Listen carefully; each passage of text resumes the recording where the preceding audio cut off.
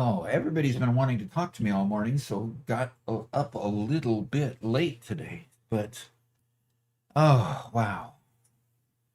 Um. Okay. There we go. Both. Yeah. How do you get rid of? Okay, that got rid of that. Hey, everybody. I'm going to start Satisfactory here, and then I'll start paying attention to the chat. We got Switchy here. Mark Griffin is here. Max Murphy is also here. Ping Players Game Hosting is here. We kind of do expect that they'll be lurking around at times, watching, seeing what they can do to help us do a little bit better each day we stream with them. Hoping that this will become a great partnership with them, because one thing I've been impressed with is not only the fact that they've got a good server, and we've kind of already tested and proven out that their server systems are good, but it appears to be an effort to be a collaborative venture together as we're creating videos to put on their site that they'll reference us and work, advertising for them as well. So both directions, which is the great part of a collaborative partnership there. So Cornman is here, and Switchy says howdy duck. Snowmando says hi. So is that a kind of commando in the snow? Is that how that works? I'll wait for that response. All righty. Cornman is also in Twitch as well as YouTube. And Derpy Mouse is here, says good morning. Adostea, one of our regulars, is here to torment and torture me today, I'm sure, which is a great thing to do. Okay. So, basically, you see the Ping Players up there. In the description, there is a. Will be very, very shortly. Okay. Well, yeah, it's kind of hard to set it up, and then we have to go back and get all the descriptions in there. But shortly in the description, especially after we get done streaming, is going to be the go.pingplayers.com/doc, and if you use doc35, you get a 35% off that first. The first period of time that you sign up for. To Trader 4, good afternoon from Germany. Righty, Mark's going to be right back. Okay, and Adrestea already said something, and Robert, because Vocalix wasn't running, does that mean she just misses the audio? Okay. You already get your Butterfinger for the day. How about that? I already have my Butterfinger for the day. Did you know when making cereal, use milk instead of Sherwin-Williams Sunset Orange interior paint? That would probably be a very good idea. As long as it's lead-free, I don't see what the problem is. What? As long as it's lead-free, I don't see what the problem is. Okay. All righty. I have my usual Butterfinger. My energy bar for the day, Is that what we can call this? An energy bar? Just to make it sound like it's going to be beneficial. We don't have our marching birds today. So. Marching birds? Well, how about if we, Snowmando? Nah, it came from me loving winter, and the dew came from Zelda Breath of the Wild. Interesting. Okay. So snowman and then doe. Okay. Very good. All right. Good. Okay. Bernie Picks redeemed hydrate. So okay, let's see if this will work. I'm going to. Warning, internal coolant reserves dangerously low. Initiate hydration protocol alpha. Okay, very good. I'm going to mute myself for a second while I pop my soda. All right, there we go. And today I have a peach monster inside my cup. And for some reason, there you go. You see the orange in there. There you go. Well, it's a peach color, actually. So it's pretty cool. In my great monster cup that Robert made for me. Your little anti-streaming cup. That's awesome, except when Yeah. Doc, do you have any interesting work story to tell? Do I have an interesting work story to tell? Well, I watched a video about Boeing yesterday, in fact, and they talked about shadow factories at Boeing. And the shadow factories were all these little factories that basically sprung up during COVID and during the Max tragedies when they crashed twice, killing a lot of people. And the FAA shut them down, and basically they said you couldn't fly the 737 Max until it's totally recertified. And the current CEO figured, well, we'll be shut down. We'll fix the problem. We'll be back flying in a couple months. So he just kept the production line running. And then it drug on to 6 months, and he still kept the production line running. And it drug on to 9 months, and he was let go as CEO. Oh, And no. it went on for 18 months. Well, 10 months into it, they finally shut down producing 737s. But they were producing 48 737s per month for 10 months. That's football fields worth. Yeah, Football exactly. fields worth. So eventually they ran out of places to park them in Renton, so they moved. They started parking the planes at Boeing Field in downtown Seattle. And after they ran out of space in downtown Seattle, they started flying them to Moses Lake. After they ran out of room in Moses Lake, they started flying them to San Antonio. And then they started flying them to Southern California. Oh no. Yeah, exactly. They had, 1, 2, 3, 4, 5 different locations where they had 737s that were parked, fully built, ready to be delivered for customer, full paint job and everything.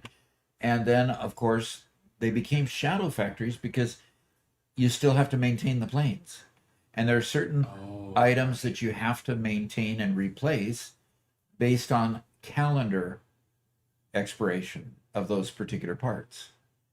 So all of the normal work that would be done based on a calendar cycle had to continue being done to all of those 400 plus planes. But they were faced with a problem. Boeing had to maintain their workforce, and they could keep these shadow places going, and they could maintain their workforce by putting them onto maintenance jobs where they maintained the planes. Well, after 18 months, their workforce basically got embedded in all these other sites, and very few of them actually came back to Renton. And they flew the last plane out of Moses Lake just this last week. That's how long it took to get all of those 400 plus planes. Because, the first thing that happened is Boeing had to, they had to find alternatives for the 737 and either deliver alternatives to these airlines, or they just canceled and went to Airbus. So they could get planes, because they plan their expansion and plan their replacements usually years in advance for these planes, based on number of cycles and the time that they're out. So yeah, we when I was working for Boeing, it was a lot of number crunching to figure out what the budgets were going to be in order to keep maintaining these planes and keep everything going. Now, these shadow factories are the absolute antithesis of being lean or being agile, because they create extra processes that are stopgaps for processes that aren't working properly, instead of fixing the actual process. So it just amazes me that finally the current CEO has gotten rid of all of those shadow factories. They shut down the Southern California one. San Antonio does a lot of refit work for the military. So they had a field there, so they continued doing their other work. But the Southern California place they shut down, and Moses Lake now they've shut down. Now they got a bunch of hangars there that have the Boeing name on them that are just empty, and they're starting to move all the storage that has gone over there and get rid of those extra factories, because all it is maintenance and rent and all kinds of things. Yeah, Whitestone, you love that banner and background poster. Robert did a good job of making it look like it's a poster that actually belongs there. And of course, you got Doc University over on the left and Ping Players over there on the right. So, yeah, temporary fix in government, it becomes permanent. Absolutely, absolutely. I've been to the San Antonio facility. They do great work down there. They did a lot of KC-135 refits, and then the new KC, I can't remember the tanker, the new tanker that they built, is going through there to get all the military work done before they're delivered. So nothing like covering duct tape with Band-Aids. Yeah. Bruce Spaghetti's comment. I love that. I love that. When it came to the recertification of the 737 MAX, they were making all these planes to the previous standard. Did they then have to go and retrofit? You need to move your mic closer, Robert. Grumble. Uh-huh. Okay. See what I can do here. Did they have to then go and retrofit all 48 of those planes to get them up to that standard? Or have yes. they already been fixed? It ended up, for one, the part of the issue with the MCAS system is what was faulty on the planes that caused them to nosedive into the ground.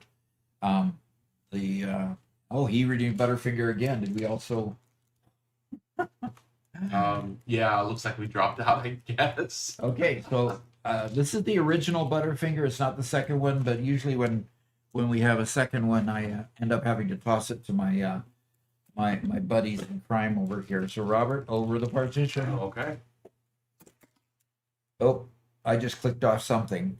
Yeah. What did I click off? You turned off my monitor. Turned off your monitor. Okay. You might not be able to hear Robert for a bit. Yeah, the minute it went over the fence, I heard a click. Did it click the? Uh-oh. I don't like this. Did it flip the switch on the No, like power bar? this happened this morning as well. This first time this monitor has ever gone out, and it flicked off this morning. Then when you tapped it again, it went off a second time. Interesting. So Max Murphy makes an interesting comment. He says, modular, autonomous, exoglot, multimodal, universal, reasoning platform, harmful, yieldless. Oh, Max Murphy. Okay. Okay. All right. Wasteland says, I'm learning. What I'm hearing is that we need to buy stock in Boeing, then give it to you to make you the CEO of Boeing. Oh gosh. Please no.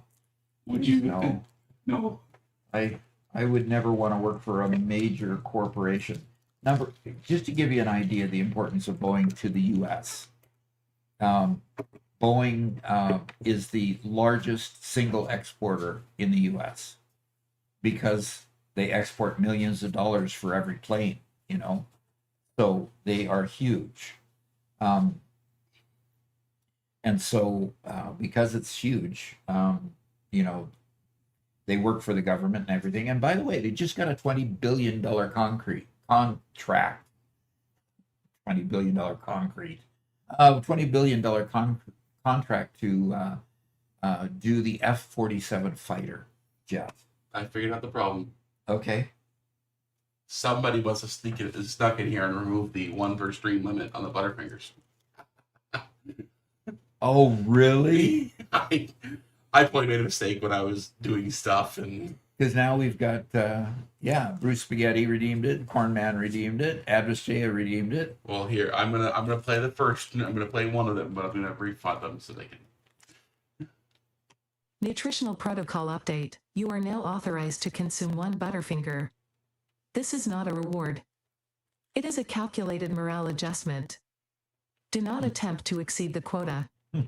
Consequences will be both immediate and sticky.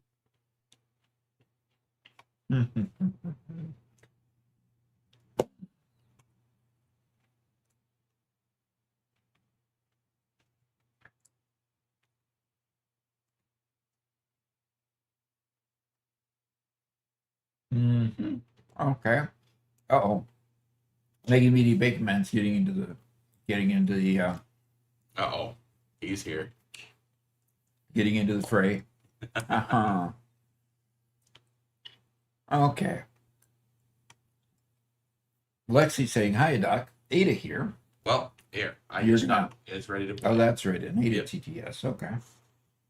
Alexander_Petrova said, Hiya Doc Ada here. Are you excited to try out the aluminium sloop loop and stay efficient without waste? And Robert, please upload the save in docs files. Come on, guys. We can do it. Let's turn a YouTube streamer into a CEO. Oh gosh. Okay. Okay. Okay. Stretch back. Let's go to the game. Uh-oh. Okay. I got it. Usually that's why I have it running before I start. So let's get mod manager here. And for some reason it says it's on, but it's not on. Okay. Cornman asks if Gerber or Garlic is here. Well, we tossed garlic spread this morning. Garlic spread. How about that? With him in it, of course. Now he dumped out onto the floor so that we woke him up at least, but he's not here yet. So when he comes, we'll let you know, and you can all give him a hard time. Okay. Is that a Space Engineers wallpaper? I'm not sure what this is, or where I got this one. But I don't think it's Space Engineers. I got it a long time before I heard of Space Engineers. Okay. Looks like it might be an older render of a spacecraft or something. Yep. Okay. Well, Infinite Zoop is reinstalling. As soon as it's done, I'll get back on. He's here with us in dance. And the alert can play. Why not? All right. What? I always thought CFO was a better position since at least numbers make sense. Yeah, that's true. All right. Mod Manager has done its thing. Tried playing main sequence this morning. Wasn't very successful. I found the crafting bench, couldn't figure out how to craft anything. Filled my bags too full, mining and stuff like that. Can't figure out how to get an empty slot in my bags so that when I craft something, I can put it in my bags. So after a while, I kind of gave up. I might have to start over and just remember not to overfill my bags. So, all right. So I don't know why, for some reason, the bit celebration didn't appear. Okay. Hey, Robert, either my... there we go. Now I can hear. Okay. Oh, okay. There's my earpiece. Okay. All right. We have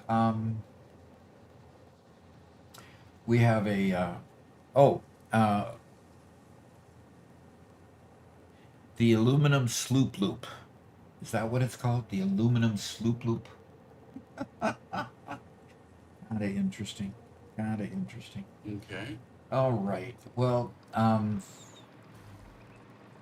she wants you to update something. So go back to Lexi's. Oh, that's the issue.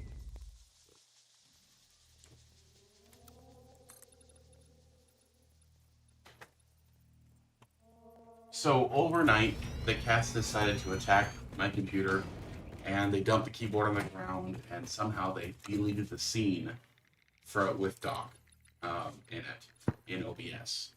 So I had to furiously recreate it this morning, and I missed adding in the overlay for the bits. What we also lost was we lost Garrett celebrating, we lost couch display. Okay, so maybe you need to make sure you minimize or shut down things so when they walk across the keyboard, they can't do that. Maybe we get rid of the problem. Well, you could have kicked the cats out before it went to bed, you know. Corman says permanently? Yes. How about permanent solutions? No, cats are lovely creatures. They really are. Let's sleep on your keyboard. Yeah, they sleep on your keyboard. Am I quieter again today? What? Mark says I'm a bit quieter today. Ah, okay. Or unplug the keyboard. Well, it's kind of hard to unplug a wireless keyboard. You can turn it off, though, I guess. Yeah. I think these turn off, don't they? Yeah, they have an on-off switch right on the top. Don't even have to turn it over. Just reach over. I just turn off the cat instead. I would love to turn off the cat. I love to turn off the cat so you'd stop complaining about him. You know. We've got two big dogs on the property. One that can't figure out how not to wag its whole body when he wags his tail. And the other one who can't figure out how to stop barking at everybody. So, at least cats are quiet. So we have a little covered porch on my house. And so in the mornings, by the way, there was a nice big bank of fog this morning out, all foggy. And it's like, okay, cool. Fall is my favorite season. Fall, your favorite season. 100%. Okay. So after I got up and I kind of went to the porch and just sat there leaning on our gate, you know, just enjoying the weather for a few before coming to work. And Freya came to the door behind me because she had been laying down or something. She probably heard the door open. She comes up to the door and just starts barking like mad at me. And I turn around and look at her, and she immediately recognized it was me. And, you know, ears go back and head goes down. And I petted her, and she was happy. It was pretty funny.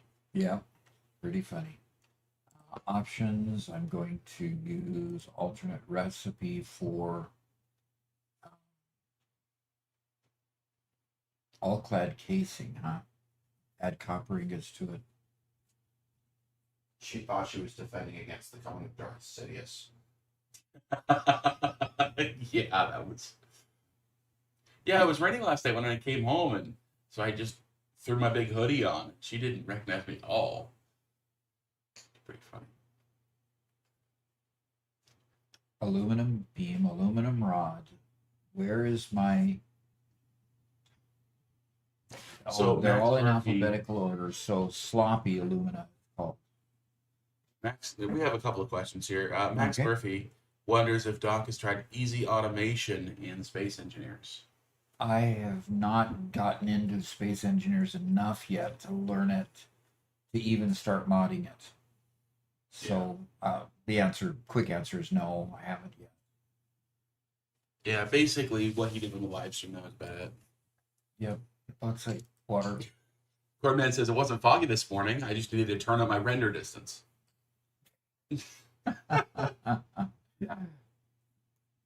Okay. Well, I'm just kind of figuring out what I want to do now. Okay, so now I can go back here, I think. How do I get? Okay, come on. That sounds good, Mark. How do I get back? We'll do that if we can.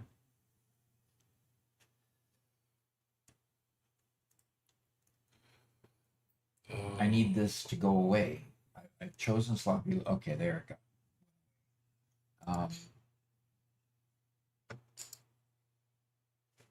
Okay, so the outputs here. How many ingots do I want to make? 0.02 foundry. So once it gets to the foundry, I'm only going to end up needing one foundry. So let's produce 100 per minute and see what happens. Okay, 1.67 foundry.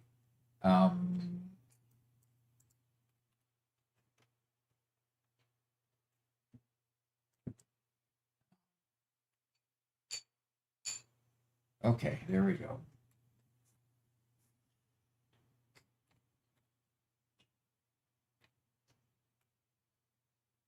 Okay. All right, let's build to that level here. Warning, unauthorized feline detected. Mm-hmm. Cease interactions with biological life forms that form emotional attachments. I will attempt to do so, but I promise nothing.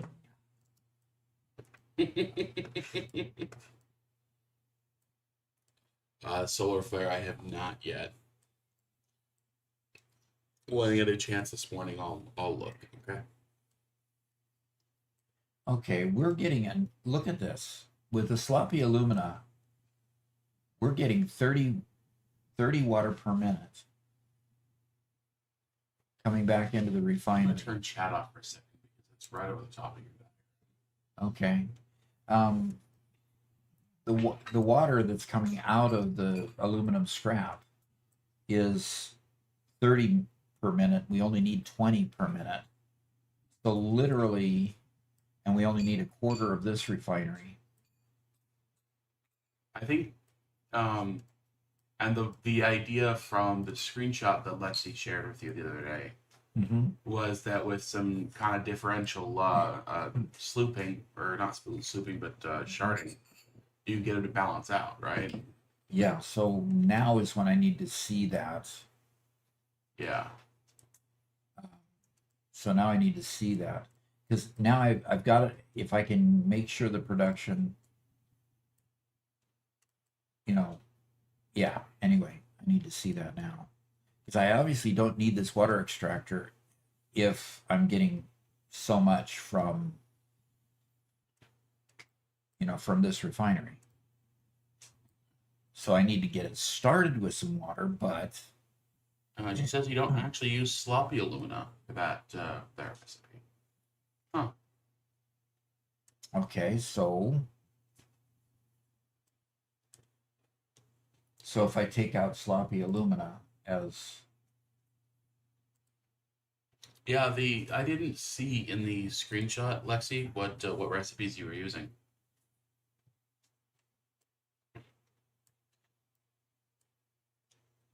so we got the bauxite coming in. Okay, so just normal and aluminum scrap. Okay. Getting all the planning stuff done. Yeah, the normal and aluminum scrap. What does that mean?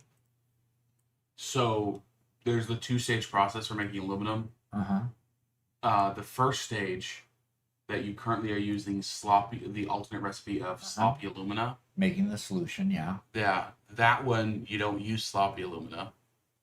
Okay. So just deselect it. Let's see what it I changes. guess, yeah. Start all over.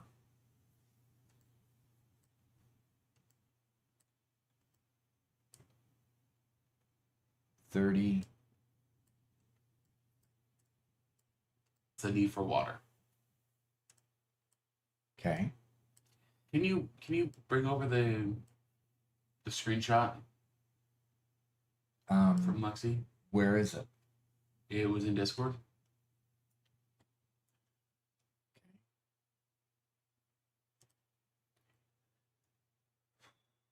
Oh, there we go. Indirect messages? Yeah. You can click on the message and open up in a browser. Interesting. Ah, that got it. Mark wants to know when the next punishment game is happening. Punishment game, huh? The next Doc and Son. Oh. We just need to make sure that Mark Murphy is, all set, ready to go. Mark Griffin. Mark Griffin. Yeah, he's sorry. the one who just asked. Oh. He's ready to go. And Cordman already paid for paid to see a dancing Garrett, so I think he's ready too. Oh, you still have the Dancing Garrett video, don't you? You just don't have the overlay anymore? I just don't have the overlay, but I'm adding that overlay back now, so it should be. Okay, so, okay, come on. Where is it? There. Okay, so this right here is the regular alumina solution, and you sloop it half and start it with 2 to the 200%, and it comes out with this. And this over here, you sloop it all the way, and Oops, sorry guys. Here I am doing this live. okay. So I'm going to keep this off to the side. Okay,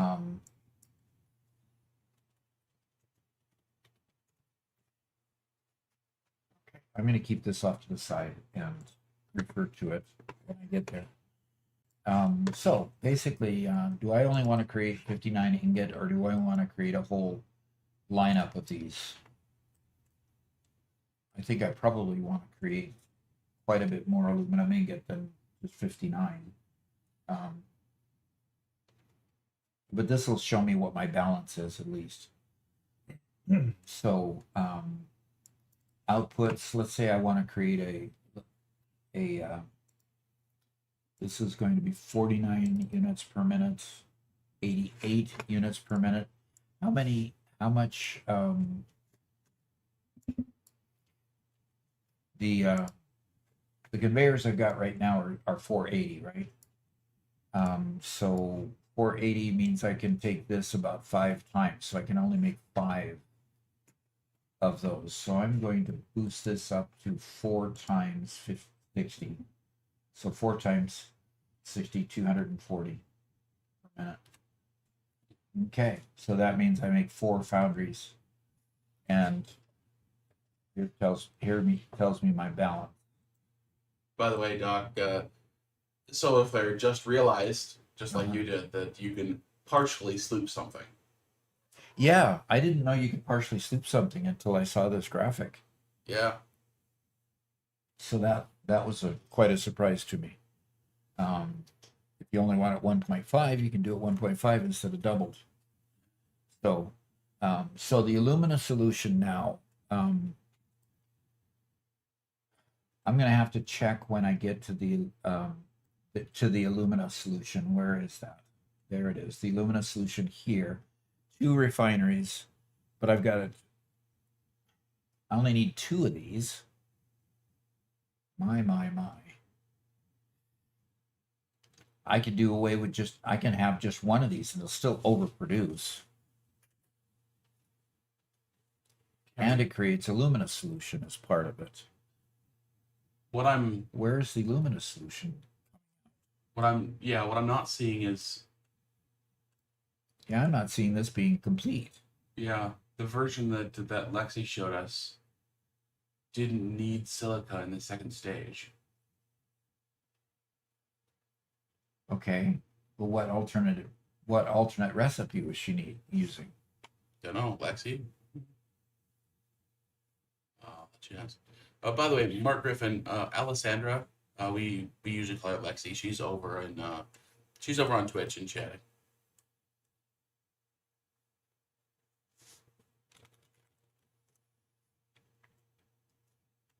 Okay, this has to go that direction. Get that coal miner back here. Okay. Only a half a coal miner.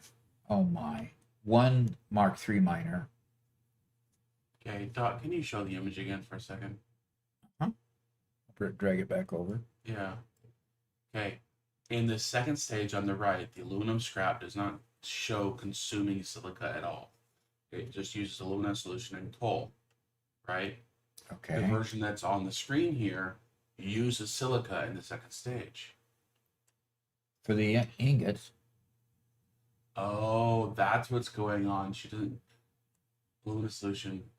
Yeah, this is just That's prior to the creating the aluminum gotcha. scrap. I'm sorry. I thought I was seeing a silica-free solution.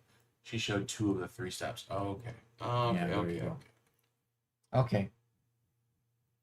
All right. So I'm going to make a I apologize. ingot foundry of, just so I don't max out my belts at this point, or I could build for the next higher belt. Either one.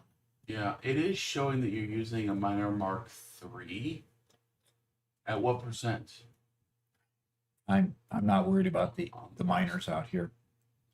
Okay. I'm not worried about the miners because I got like 3 miners out there in one case and 4 in the other. So And that's 240 per minute. That it needs um, of bauxite. 120 bauxite, yeah, 240. Oh, okay. Yeah, you can do that. Yeah, I can do that easy. So I've got plenty of each of these resources coming in. Yeah, Whitestone, the sloppy aluminum, pure aluminum ingot is the silica free version. So I guess we're choosing between whether we go silica free or we go for a water free because it'll self balance. And I've got plenty of water to fund it. So I'm on a lake. Yeah. So, okay, I'm going to go ahead and select that option again. Actually, how about we duplicate this tab so we have both versions? Okay. By the way, good morning, Garrett. Good morning. Boy, that sounded less than enthusiastic. Far less than enthusiastic. Okay. So, Guys, this is my best Minecraft zombie impersonation. hey, Robert. Hey, Garrett. Ah. Garrett, if you cheer up, I'll let you have the peach monster in the fridge that I put in there specifically for you last night. I appreciate it, but I don't know if I can. Oh no. You can't get up from the couch? You said cheer up. Oh. Not wake up, cheer up. Ah. Okay, So the sloppy alumina gets rid of the quartz need. Well, yes, we still have silica, Robert. Even in the sloppy alumina recipe, we still have silica going in. You need sloppy aluminum and pure aluminum ingot. Yeah, and I don't have the pure aluminum ingot, Oh, dang it. alternate yet. Okay. So we still need all 3 components. All 4 components: the water, the coal, the bauxite, and the quartz. Oh. So, but this part of the recipe is a whole lot simpler, and the water balance. So 120-minute output from the refinery, 120 needed here. So the problem is you can't get this. What are you laughing at? comments. Okay. White Sun says Garrett's half here. Only half. Man says Gare Bear is more bear than he's Gare this morning. That's what I was laughing at. Okay. Yeah. Yeah, it's odd when he walks in with only half here, it's the right half, kind of split right down the center. Yep. He's kind of hopping onto the couch.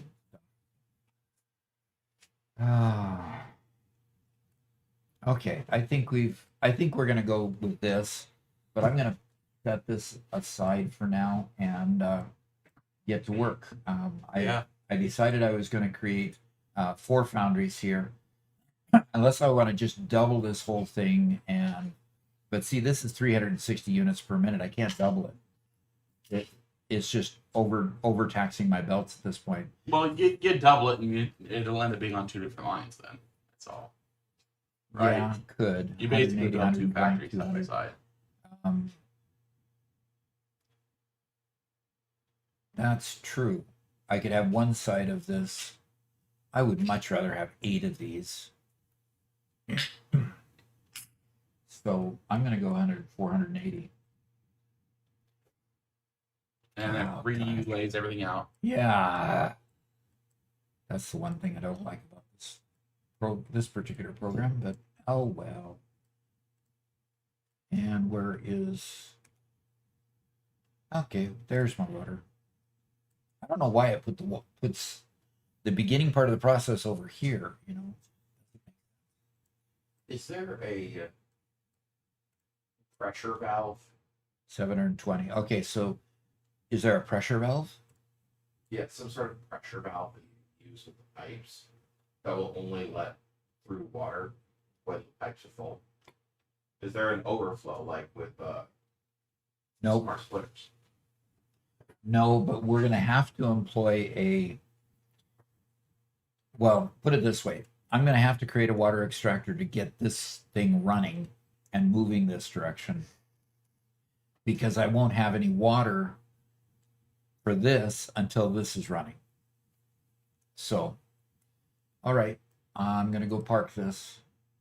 I'm going to start with eight foundries to make the ingots.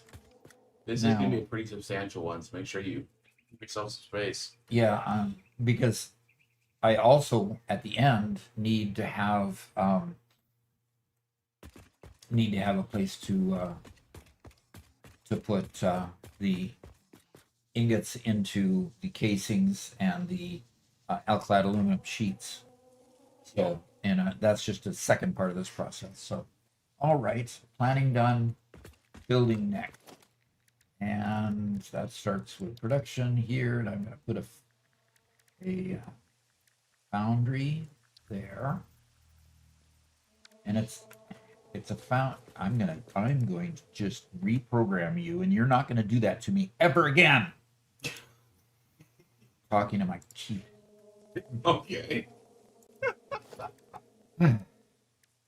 I'm better now, thank you. Oh, okay. Okay, Will so we have a Garrett dance soon? is somebody paying for a carrot dance already? Apparently Corman paid for one a while back. Didn't get it. The whole mess up with Discord. With Yeah. OBS, yeah. Yeah, like somehow, like the source itself is gone. The source? Oh, is that it? Aha! Aha! Good. Well, The Garrett dance is there. Yay! there we go. We have Garrett Dance back. So, Robert, would you rather play Doc and Son this afternoon instead of? Let's put it over the cup. Would you rather play Doc and Son this afternoon instead of going Oh, to the Gigafactory? I think I would. you think you would? I think I would. Yeah. But I Oh, but come on, Mark has so much fun with that, don't and we have really need to No. do things for our most loyal listeners. I got 2.5 hours of sleep last night. Oh, the advantage. No.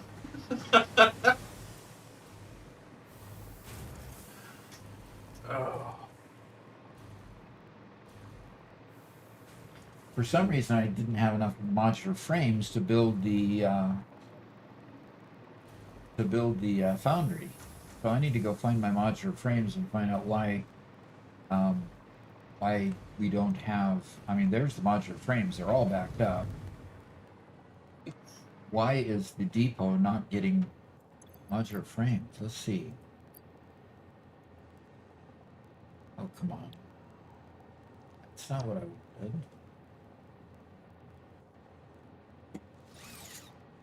Oh, I didn't. Okay. Donogram says, "Really, most loyal listeners? Who, Doc? Would you call your most loyal listeners?" Well, I can name them off. Address Day, Gonalgrim, Corn Man, Mega Meaty Bacon Man, Lexi, Mark, Whitestone Industries. How big a list do I need to create here? For some reason, this should be modular frames, and we're not getting any modular frames out of the factory. What is going on here, folks? Why are you not working?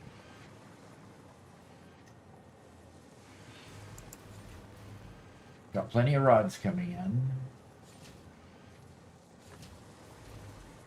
And that's the problem. Mark says, "You'll have to wait until October, Doc. I spent a tad too much on Ella, his doggy." Okay, that's fine. Wait till that next check comes in. Well, we could always do Doc and Son 1, or do the spinning wheel like we did with Doc and Son 1. No, because the spinning wheel was quiet. Did anybody watch that video? That was such a frustrating experience. I mean, it was more frustrating to me than Mark. Mark tended to pick on you more, thank goodness. No, I'm talking about the first one with the I know. inverted mounted inverted monitor. Yes, exactly. But The Mark first had one. nothing to do with that one. I know. Oh, okay. That's what I'm saying. Mark was tended to abuse you more than he abused me, but the okay. wheel tended to be biased against me. The wheel is impartial. Right. The wheel sure. just serves the greater good.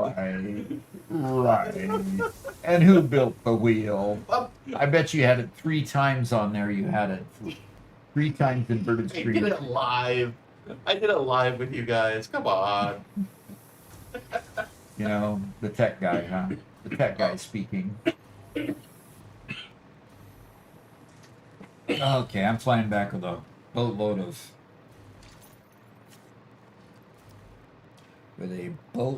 of frames, modular frames in my bag, so that I can build and build and build. The odds on those wheels. But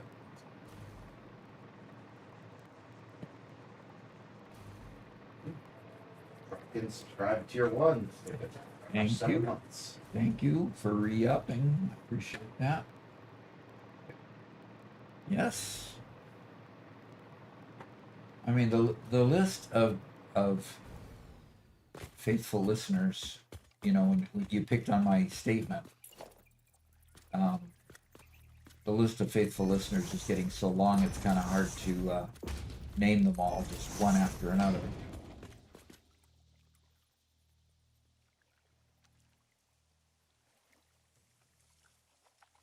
You know, I don't know how to feel about my dancing being attractive to all the chat.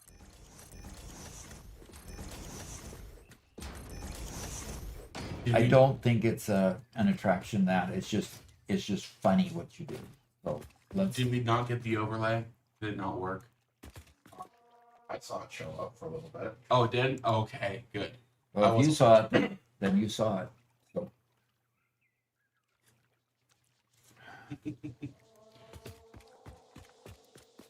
Good. Glad that worked. yeah. Goddard says, I'm just curious. You need to listen to your most. Yeah, you said you need to listen to your most loyal listeners. So if that's the case, you should play Dune. That sounds like a Gonogram comment. Yeah, he said he's trying to guilt trip you. Yep. I tried playing. Well, I think I already said this. I tried playing. What was it? Oh, what was that game? Okay. Oh, the one this morning? Yeah.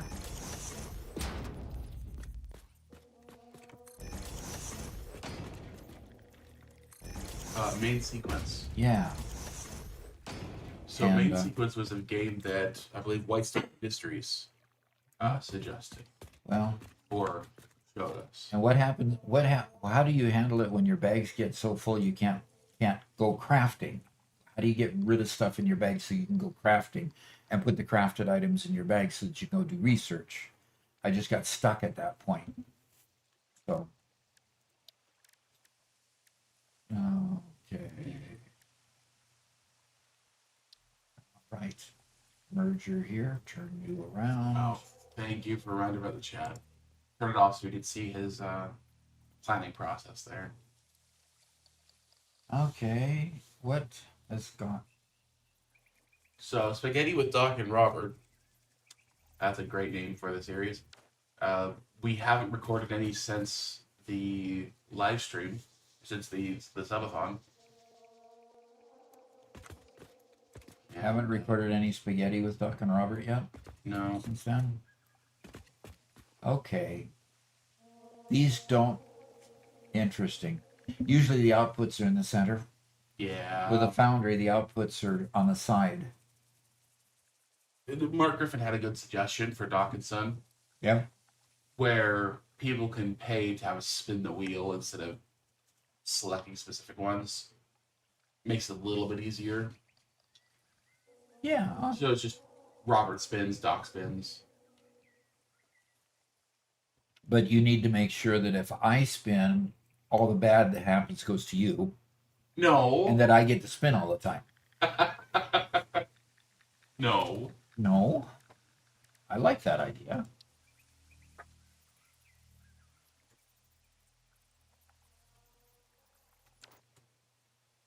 I'm trying to figure out how, I left plenty of space here. I can be creative in how I, put these together. I can jog this one over that direction.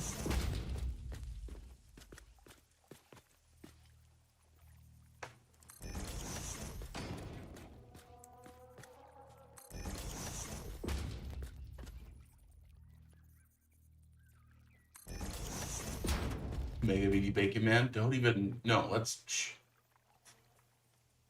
Oh, what's Bacon Man says, don't trust Robert, Doc. You can set the odds on those wheels. Even if you're on the wheel once and he's on 99 times, he can make it so you're always picked. Seems a little bit of rigging. Okay, Not true. I understand. So under the scenes, there's a percentage for how often each of those things get triggered, huh? No, I couldn't do that. That didn't happen.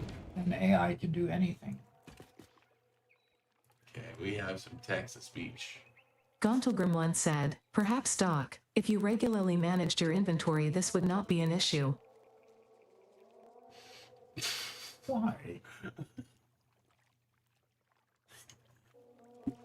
That would be no fun. Kind of like, why don't you turn the breaker switch off when you're working on the electrical? Well, that's no fun.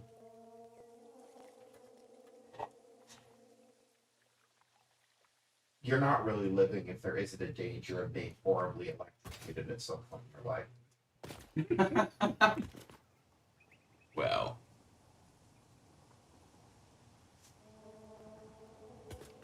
All right. I do like what Mark said. He also said, Doc always spins Robert's punishments, and Robert spins Doc's punishments. Yeah, I like that idea. There you go. Why don't we have Garrett in here getting punished?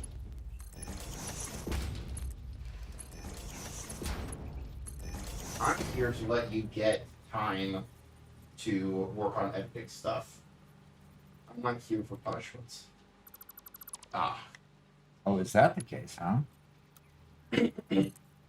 We need to get Garrett's computer upgraded. I can't stand him not playing with us.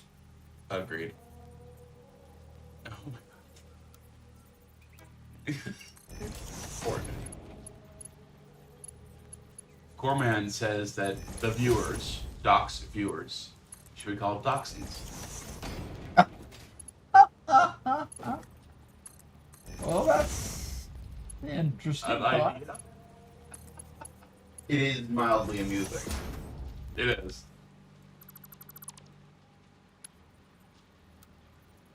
What are you doing, Doc? I'm creating some funkiness. Huh.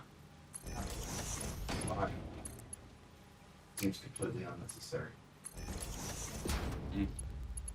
Like Garrett said, I'm just editing, so I wouldn't know.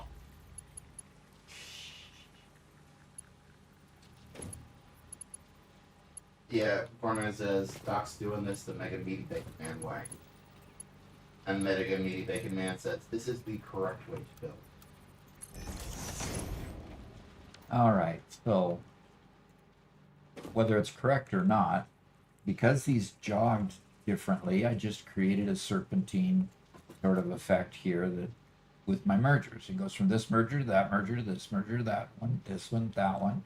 They would have been too close together if I tried to line them all up in the middle. I see what you're doing. Yeah. Okay. It makes sense now that you see the light. See the light. Okay. Oh, that one didn't get hooked up. Oh, Mark says the punishments need to be a tad more fun rather than monotonous. Okay. I agree. I Okay. definitely agree. I want to see more unique punishments. Yeah. More unique. How about instead of calling them punishments, they're more like restrictions or challenges that are put in front of you that you have to work through. You know, Yeah.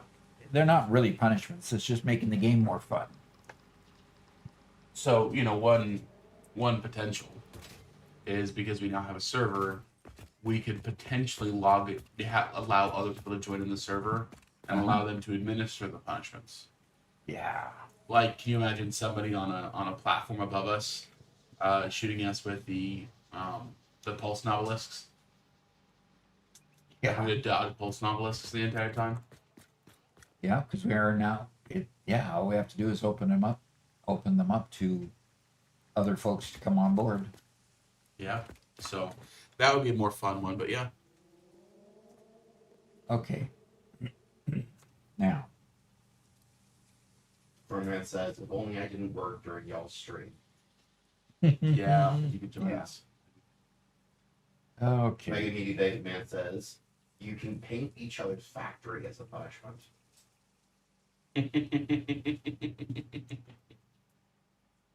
Painting a factory. How would that be a punishment? I could make your factory look super Pink? ugly. All of a sudden, I have pink factories. Mm-hmm. Mm-hmm.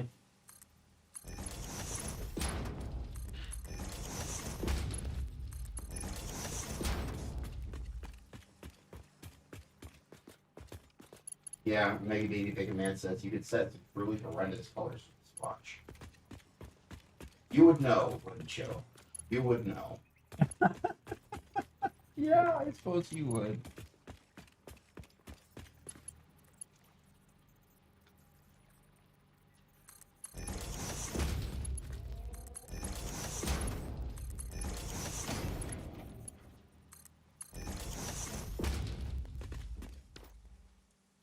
All right.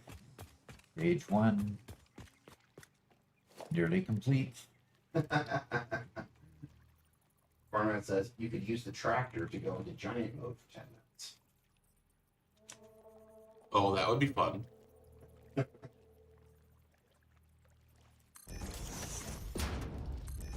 Actually, And Corman says, I wish we could dono to play the power down segment.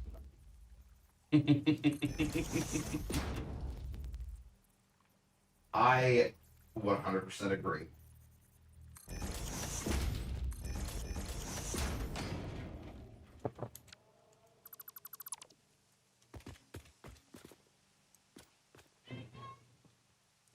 Yeah, Mark. So the server we have is East Coast US, which is kind of like the best, yeah, best you can get to allow Europeans and Americans to play together.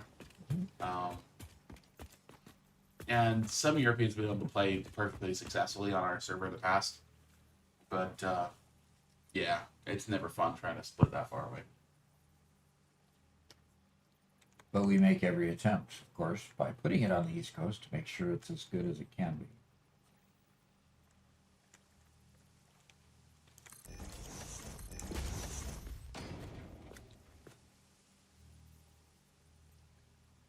Solar Flare is very eager. It's not a trawler. Yes. Oh, by the way, those of you who have seen the potential rules of engagement for the next community server, members game that we're going to play, maybe we could discuss that a little bit. I think that is going to be way, way cool. Okay. So, all right, this part is done with the exception of the conveyors. Yeah, and server was experimenting with mods, and one time I thought the entire server was reset.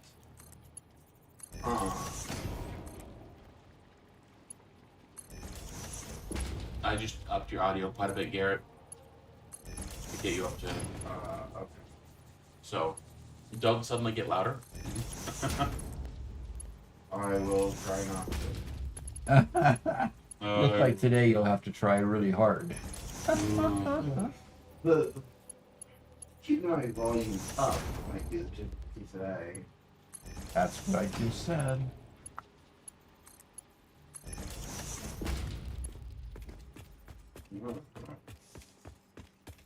Oh, carrot. Ah.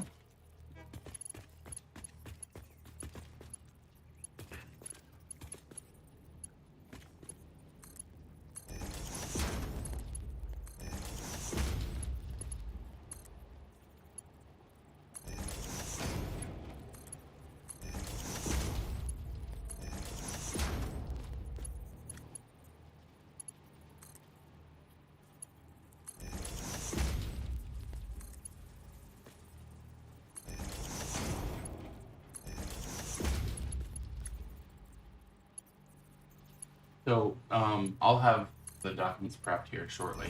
There was a proposed rule change from what I gave to the members, Okay. and we'll get to that, and I'll show you kind of the revision, which I'm sure you'll be happy with. Okay. But other than that, we've had some good reception. People wanting to get in there and try something new. Well, this would definitely be something new. Definitely be something new. It'll be an interesting world with train lines being the spaghetti, basically. Does it involve corn man? It does. I appoint myself to the head fortification of the member, sir. Fortification. What does cornification do? Yeah, and maybe the big man's question is very apt. What does this involve, Corn Man? Okay.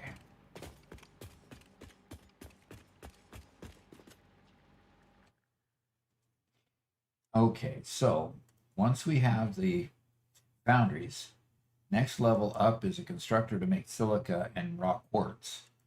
So let's set up 16 constructors to make silica. And it has to have 2 output lines, one going to each side of the foundry. So, okay.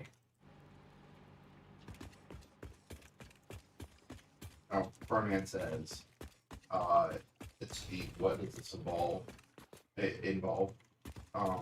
Making everything yellow and green. He's gonna make the entire server yellow and green. Yeah, Oh, what? no. Yellow and green? That's cornification.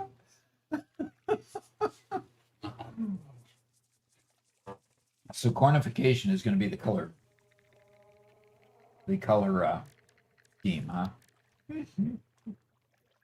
Okay, constructors, very simple machines.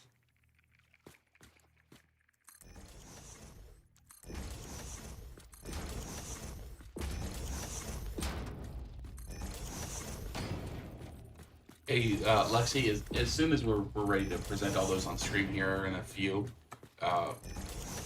we'll give all that clarification for you, okay? 1, 2, 3, 4, 5, 6, 7, 8. Good. That's the 8. Maybe Bacon Man says, I can help you with the oversaturation with color on the swatch. You really want some nice yellows and greens. I don't know that we want him to help with the oversaturation. He tends to go a little overboard.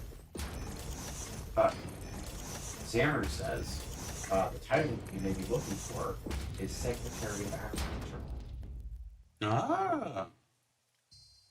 I think that's probably way too dignified a name for somebody like Corn Man. Oh, be nice. Be nice. And Mark Griffin says, Corn Man's all ears. Corn Man is all ears, huh? Yes, Corn Man is all ears. Oh, you're not getting the joke. Yeah, I got it. It took me a while. I'm a little slow on the uptick sometimes.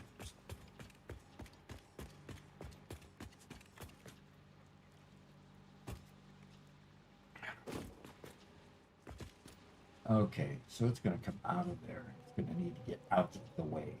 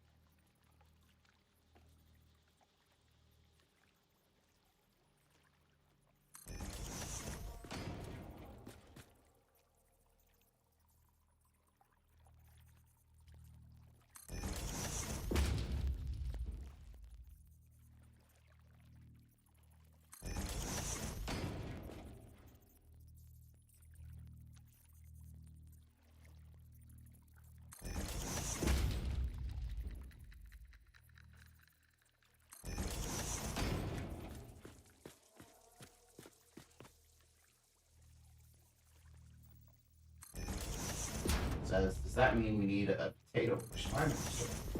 They have eyes all over." We need a potato man now, or a potato head, one of the two.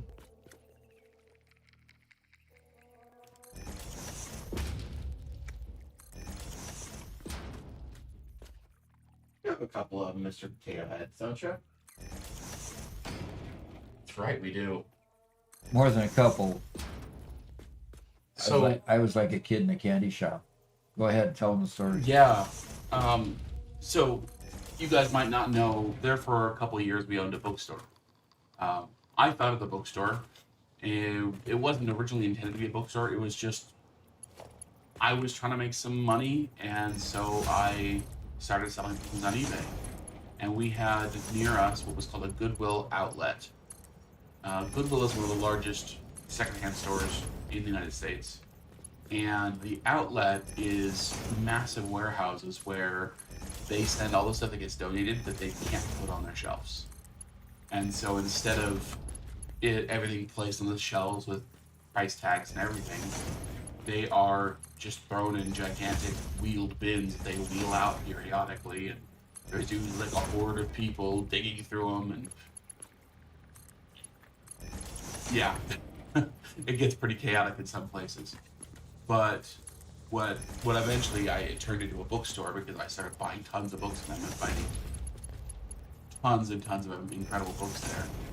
But one of the things that I discovered is people throw away things which previously used to collect a lot of. Like we found quite a number of Legos. We found Connects. We found Garrett, what was that toy system that you and Spencer had? The castle stuff. Oh, Imaginext? Imaginext. If anybody knows what that series is, we actually built entire sets. We downloaded the instructions of how to build these certain sets you could buy, and we just assembled the parts to them and bundled them up, and here we go. Now we have a full set.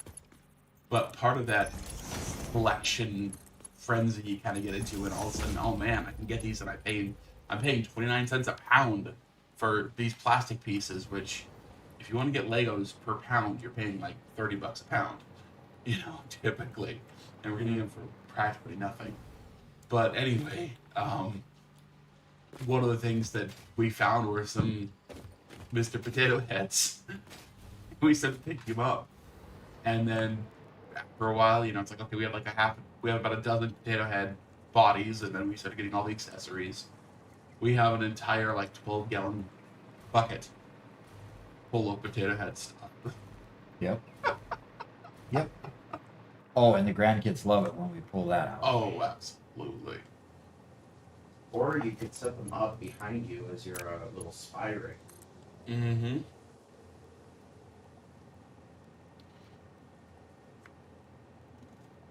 Zamri says, something about the phrase, buying Legos by the pound is deeply unsettling to me. Why would that be? Legos by the pound. I do want to tell a couple more short stories about that because it's really a lot of fun stuff happened during these few years. But Fabio Paletta has a technical question for you, Doc. Okay. Time for the technical university question. He says, "Hey Doc, I'm in the process of a computer factory. Do you have any tips for the right number per minute?" You're gonna need computers for AI limiters and, in fact,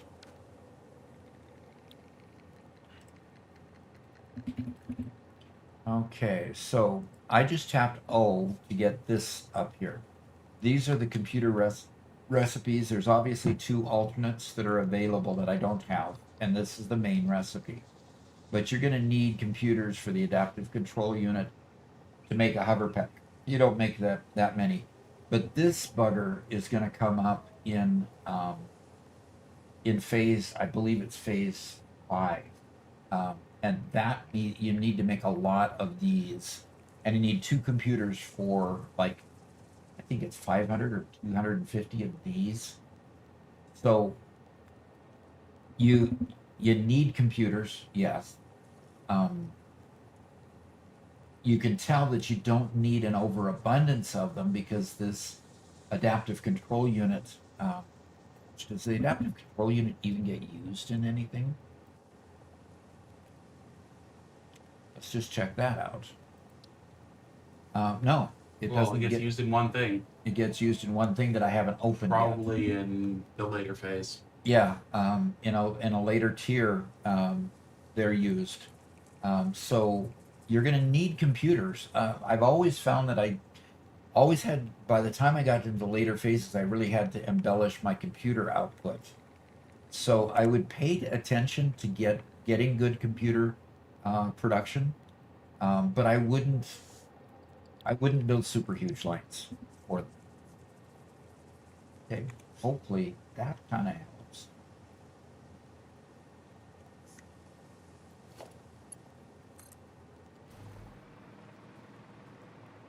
Mark says, Doc, Uh-huh. if you're connecting each module to a pole, then why not put the poles on top of mergers or splitters to save that time? On top of mergers or splitters, why would I put poles on top of those? Just to Save save. space.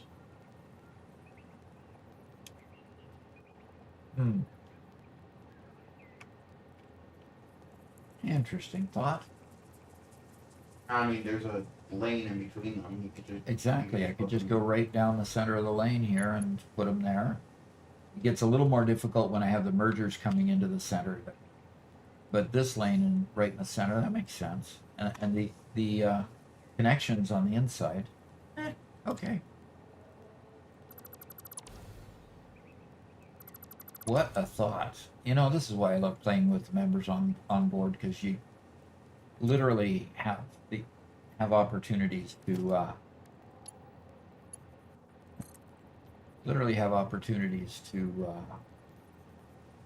do a whole lot better. Okay. It's a little bit jogged like there. And I'll just go straight down the center. Because I can come like here to the middle there before I have to split any off.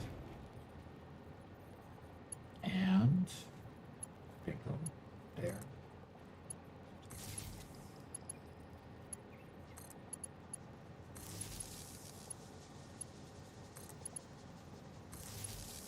All right. Is there a song about connecting electricity to things I could sing that you don't want me to sing? Oh. Nope. No. Mhm. Meta Meeting Fake Man has a very insightful observation. Insightful, huh? Yeah, poles go on mergers and splitters. Then you put conveyors on the top of the power poles. Then you use that to lay pipes. And then eventually it inflates so much it becomes a wall of everything. It becomes a wall of everything. Okay. No.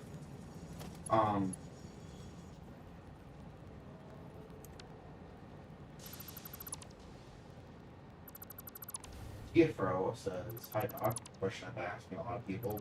Mhm. Do you hand carry items to your elevator or hook up belts for passive game?" Usually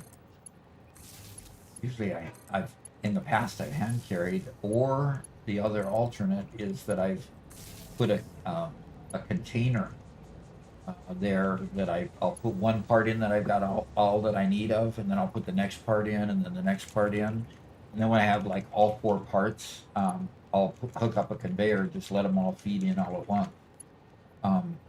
That was one thing I did one time.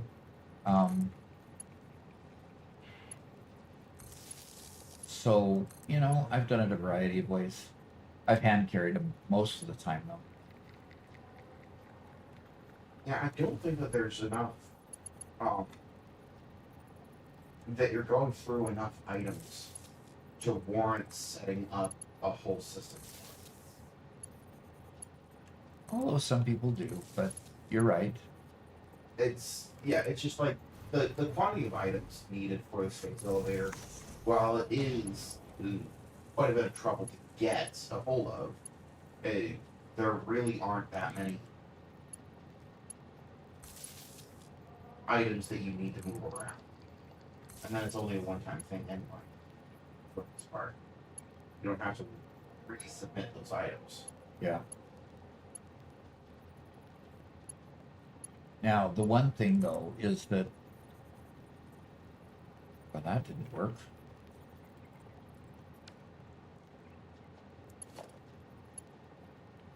Okay, is this one already hooked up? No, it's not already hooked up, so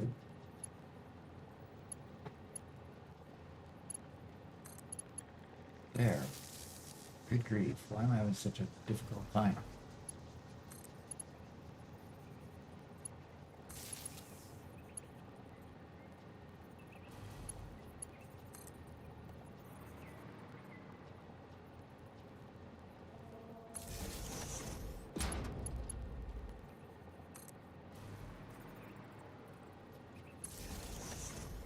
And now I'll just work backwards.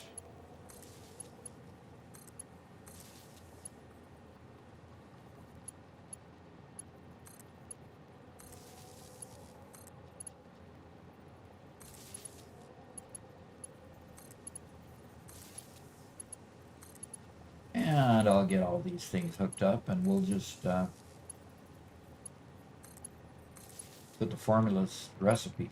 I hate calling them recipes. That's one thing that I thought was really odd when I started gaming, is that they called them recipes when you're building something physical. That's a very gamist terminology, isn't it? Yeah, it seems to be, because you know it was always a schematic or instructions or something like that Yeah. when I was in the real. It isn't quite a schematic. Well, I mean, isn't it a recipe? We're talking about ingredients to make an object. Components, materials. Yeah. But it's like a materials list for a specific thing. So Yeah, bill of material. Bill of materials, maybe? Huh. Yeah.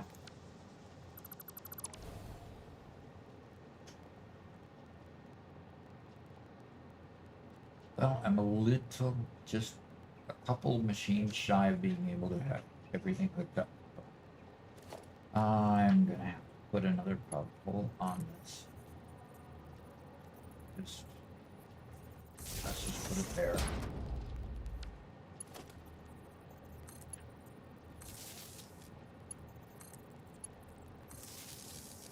All right, let's select the recipe in all of these and get, okay, these, I believe, are all gonna make silica.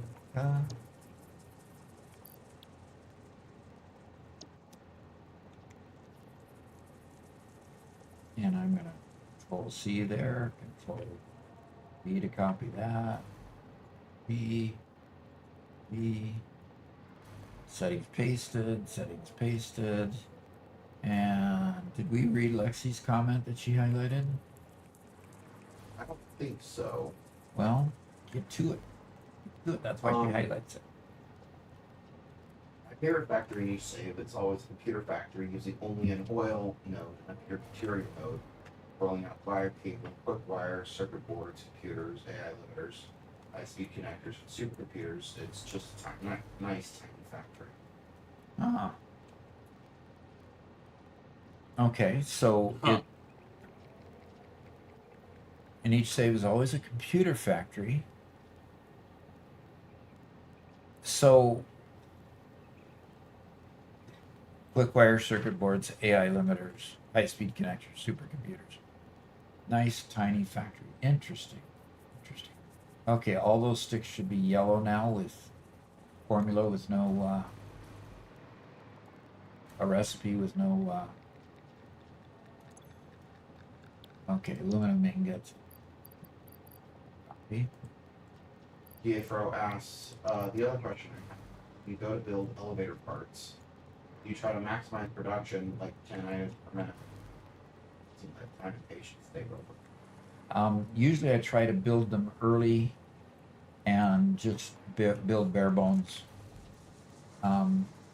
Except in the case, in the early case, like for example, Smart plating, you do it for the first phase and the second phase. So I'll build it good enough that I can build enough for the 1,000 that has to go in the second phase. Some of the parts just don't get used all that much. So because they don't get used all that much, a lot of times I'll build a bare bones. But using that O key should be your fundamental key. I'm gonna pick on another one: modular engines. Used in what? That's a requirement later on. I think it's for phase 3, project part number 4. Part of project assembly, it's part number 4, but it's not phase 4. So you don't use it in anything. So build that one bare bones, for example. So I would just always check, see what the part is being used for later on. If it's not being used much, just build a bare bones and just be patient. And then, because maybe you'll even, for the modular engine, probably deconstruct it afterwards. So, okay, I've got 2 ports to fill. I need quartz. That's the bauxite. So these first 2 will be bauxite, and there's my quartz. And which means that all of these things are full, folks. Okay. I think I'm too tired to understand the conversation between Cornman and Sam. Between Cornman and who? Samro. Okay. It kind of starts with Cornman's highlighted message, which I haven't read. Are cakes and cookies not physical? Yeah, I just can't make heads or tails of it. You need a bill of material to make cakes and cookies. Okay. What he's, my comment about needing a bill of material, not a recipe, but a bill of material. Well, the idea there is that if you need a bill of material, don't cakes and cookies also need a bill of material, and it's called a recipe. Yeah, And exactly. Zachary says, instructions unclear, currently snacking on computers dipped in heavy oil. Okay. Okay. Whitestone says a schematic is the correct term when you're using items to place something in the world. A recipe for items that are meant to be consumed. And Mark also says recipe is for food, schematics for material items that are worn or used. So. Mm-hmm. I am imagining Samro as one of those 90s trash puppets that you find in some weird shows. You guys know what I'm talking about, A right? 90s trash puppet? I think I'm thinking of a Sesame Street show. Okay. Like movie that came out at one point. Doc, you're using the wrong. What? I'm using the wrong device. Yes, Yeah. I am using the wrong device. Let's try a merger. See if that works any better. And they made puppets out of trash. And some other shows made puppets out of trash. I don't know what shows they are. I've never been a big movie buff. Sammy says Jared is right. I am in fact a 90s trash puppet. Okay. Garrett's half asleep brain is something else. Yeah, you never know what's going to come out. Farmman says, why can't I do no conveyors? No redeem? Oh no, Doc, it's turned off. Oh, that's fine. That's fine. That's fine. That's. Don't have to turn it back on. You re-enabled it all. Oh, pain, agony. At some point I'm gonna have to look and see if I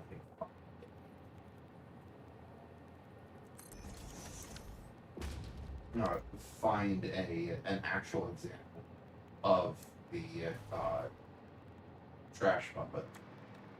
Yeah, I think so. 'Cause I think that's the start of no conveyors. Is that the start of no conveyors? Okay. Cornman just says no conveyors.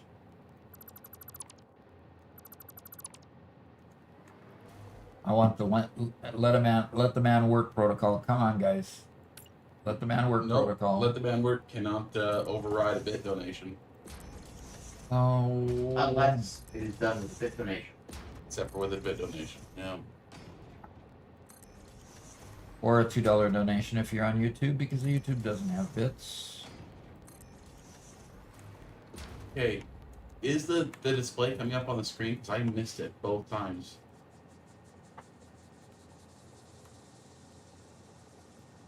I've seen me dancing several times. I'm going to take a stretch for a second. I'm not going to try to waste my time. I'm just going to take a stretch for a second. Uh-huh. Uh-huh. What? Oh! Oh, he's pausing no conveyor. Oh, but look what we just got.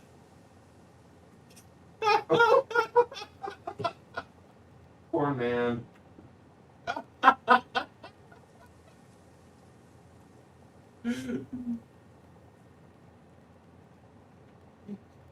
Doc, did you see that, Doc? Yes, I'm watching it.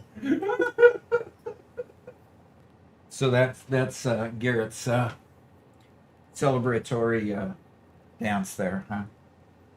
Oh no, Cornman just redeemed a 100-bit Let the Man Work. And then he, on his own, said no conveyors after that? Yes. Yep.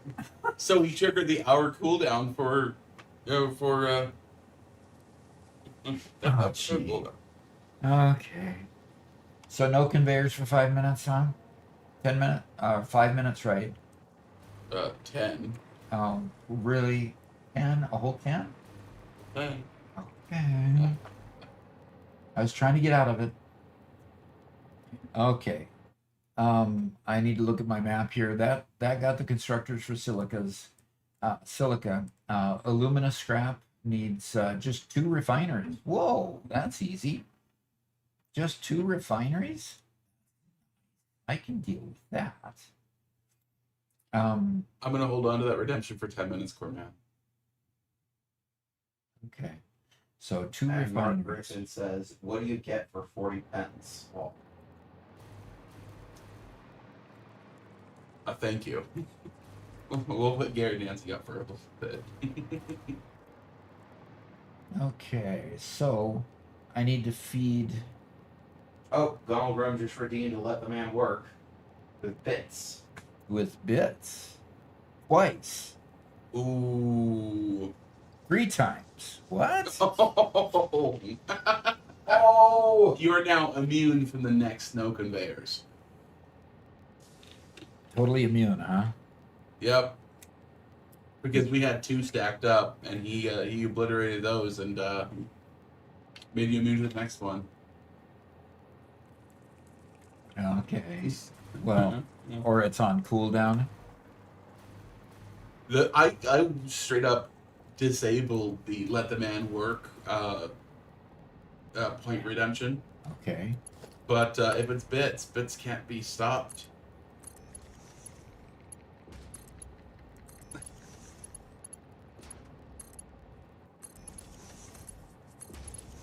Bits are too powerful. Bits are too powerful.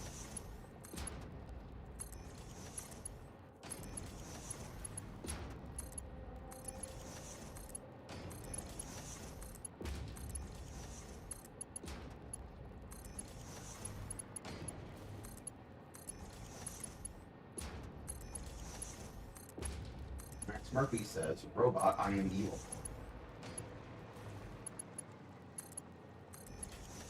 Huh. You Max. mean you are an evil robot? Because he certainly wasn't talking to me. Are you sure? Yes.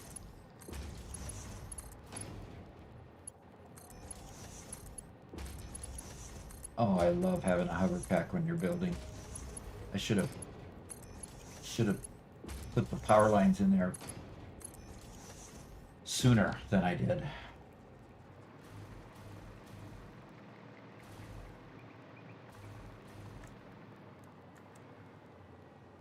Okay, I need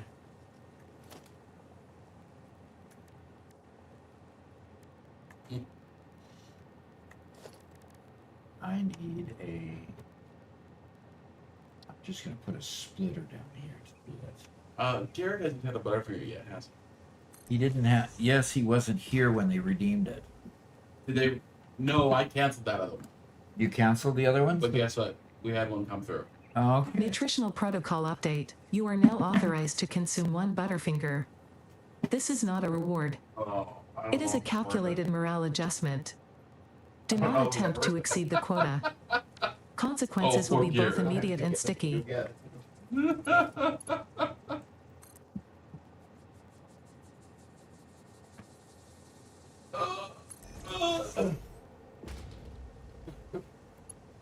You're so dumb.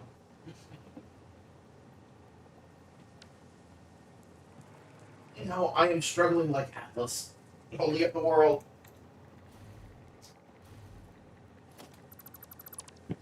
Garrett, you're so lazy. Lazy? What is this guy talking about? I think it's more of a case of writers' hours. Think so? Yep.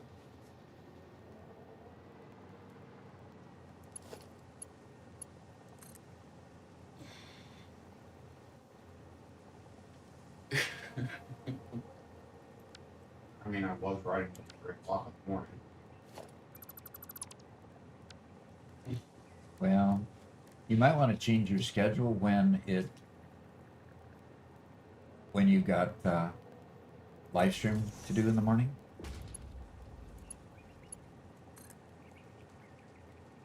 But when inspiration hits, man, you just gotta do it. Like right then, man. Can't deny the muse. Okay, that is lined up. Max Murphy says, Garrett, would you rather fight 100 zombie-sized chickens or 100 chicken-sized zombies?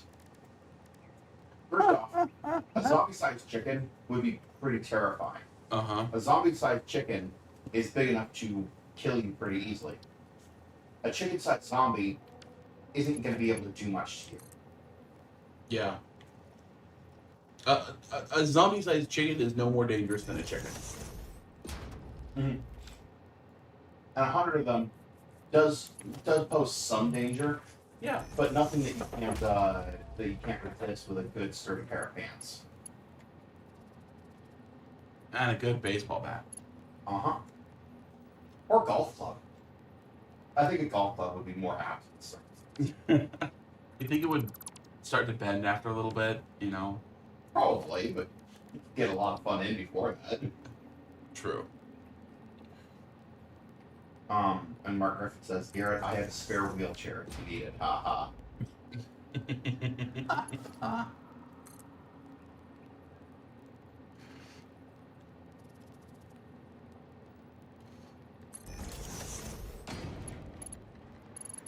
Damry says, a zombie-sized chicken. Have y'all ever heard of a cassowary? Oh, those are big birds. Dog. Corn man, what have What? you done? 500 bits, no conveyors. 500 bits. Oh my gosh. Do we have a bidding war going on? Basically. That's 400 bits of no conveyors. That's 40 minutes. But wait a minute. The Let the Man Work was 300. It should only be 200 or 2 periods of time with no conveyors. The Let the Man Work was 300, but it was behind. It was behind by 200. I'm sorry, Dad. No, you're not. You're enjoying it. I can tell. Maybe it's just time to go play Minecraft. No. Oh, Then the time will stop also, because Garrett, the Doc? timekeeper, Doc? is against him. Mega Man's like, fight, fight, fight, fight. Goldberg just donated 200, 300, 400, 500 bits. Oh, Let the Man Work? Yeah, he just canceled it all out. yep. Yep, we still have bits banked. Sammy says, 1, 2, 3, 4. I declare a bidding war. Oh boy. Oh boy. We really appreciate you guys. Oh, this is how to get Garrett to wake up. Yeah, it is getting Garrett to wake up. Yes. I need 2 Mark refineries. now. Griffin says, you could start a new KFC recipe. Mm.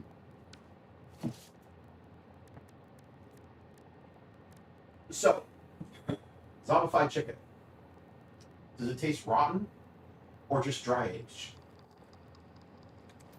Oh, You're assuming that he's ever had any. It is a refinery that I need for aluminum scrap. I need 2 of them. We got a first time chat from Teddy91. Okay. You have the Satisfactory Plus mod as a challenge. Oof. I have not felt the need to abuse myself like that.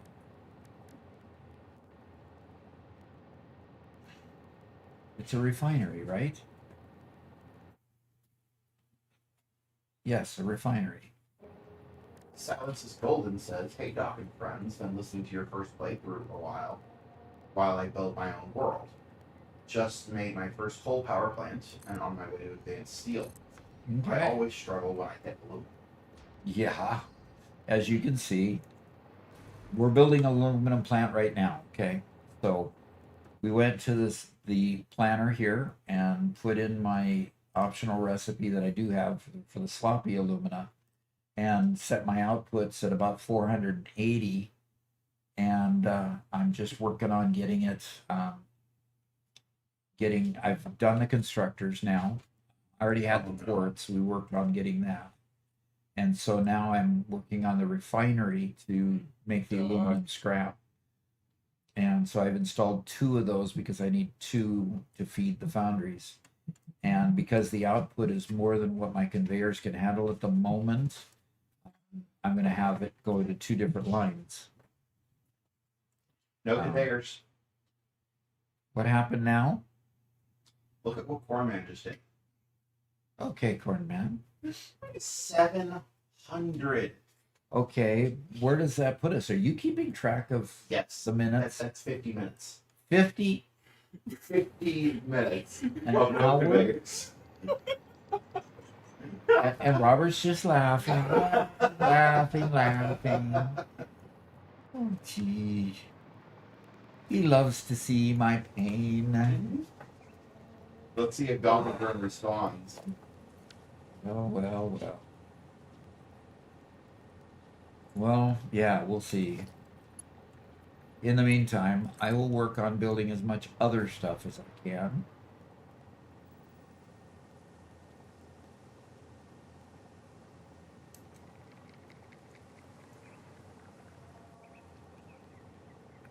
Okay, yeah, right there.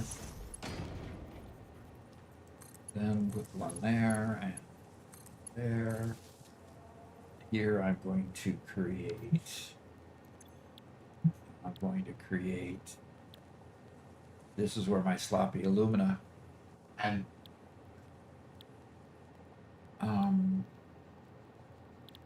No, this is where my aluminum scrap comes in.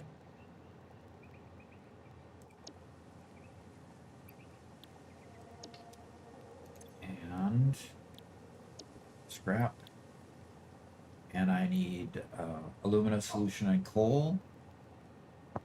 Grim, you have to match him exactly if you want to maintain that 100 bank. Currently, you guys are even, and we are back to let the man work.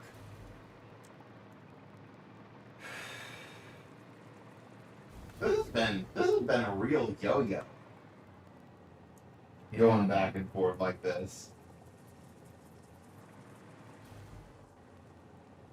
Quartz. And Mark Griffin says Hakuna Matata. Hakuna Matata. Okay. Oh! That's what I said. 100 bang. 600. That's 700, which cancels out. Get out with them. What?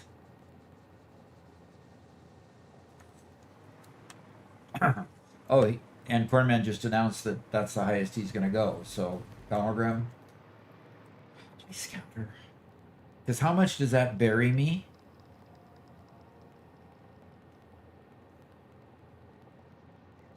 How much does that bury me? 1,000?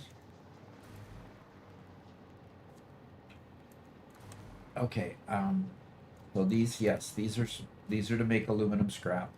It comes out with the water, coal, and I need to create alumina solution to go into there. Okay, so I need to bring coal over here next.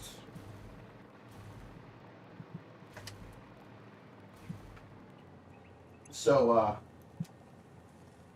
Doc has no conveyors for the rest of the play. Yeah, Okay then. yeah, no more conveyors for the rest of the time. Well, Doc.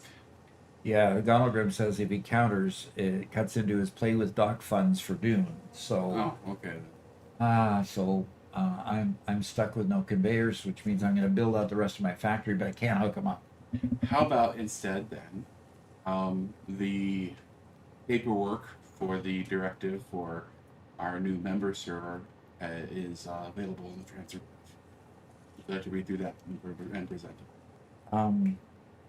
If they'll let me still clock off the time. Hornman says, might as well play Portal. Yeah, hey, if Corman's open to you playing Portal, he'll be open to you doing whatever. So, Okie dokie. yeah. So, Mark Griffin, 100 bits is 10 minutes of no conveyors.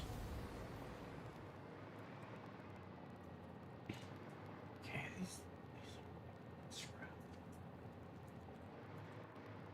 And Gongrip just asked the same question.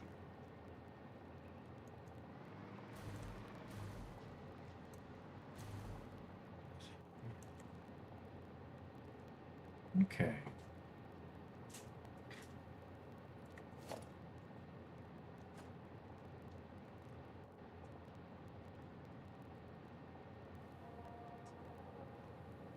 Yeah, that is an hour and 40 minutes. There'll technically be 40 minutes at the end of the near the end of the stream where Doc can place conveyors again. I'm sorry, what time is it right now? 10:48. Really? Yeah. Oh, okay. And yeah, Gordman just paid for an hour and 40 minutes, drop 1,000 bits. Hour and 40 minutes of no conveyors, which means basically, yes, to the end of the stream. So Perfect, Doc. Robert, if we play together, you can do conveyors and I can't. Perfect. Let's go to Doc. Son. Looks No. like we're switching.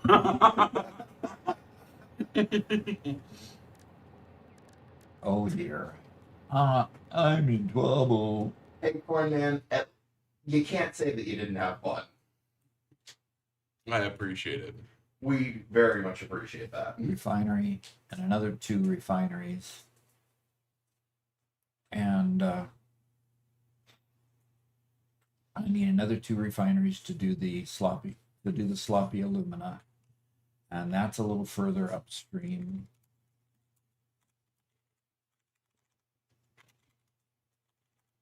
Zamru says, is it just me, or is the aluminum setup a big jump for the basic metal? It The is. jump from iron to steel is relatively minimal. But then aluminum ingots need 4 ingredients across 3 different refining steps. Yes. It is a big jump.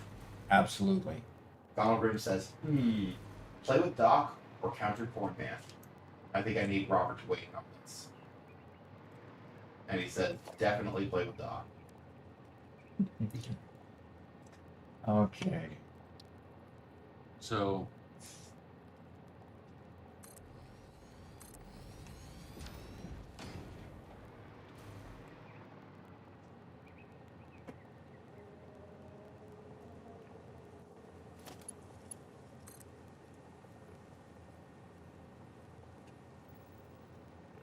Okay. I got another 10 minutes of building here that I can do before, and then we're gonna take a small break and then go Doc and Son. The small break will be going over what we like to do with the member server. yeah, I don't know what Doc and Son's gonna do If you already just can't use conveyors the entire time, you'll just be Fortnite watching. does. Considering that we don't have any other mode of transportation. Right. I mean, we don't have trucks. We don't have trains yet. Uh huh. Um, You'll just be in spectator mode. Silence Pretty Alone much. says an hour and 40 minutes is a very long time without being able to build belts in a game where the belts are very important. yeah. Mm-hmm. Hmm.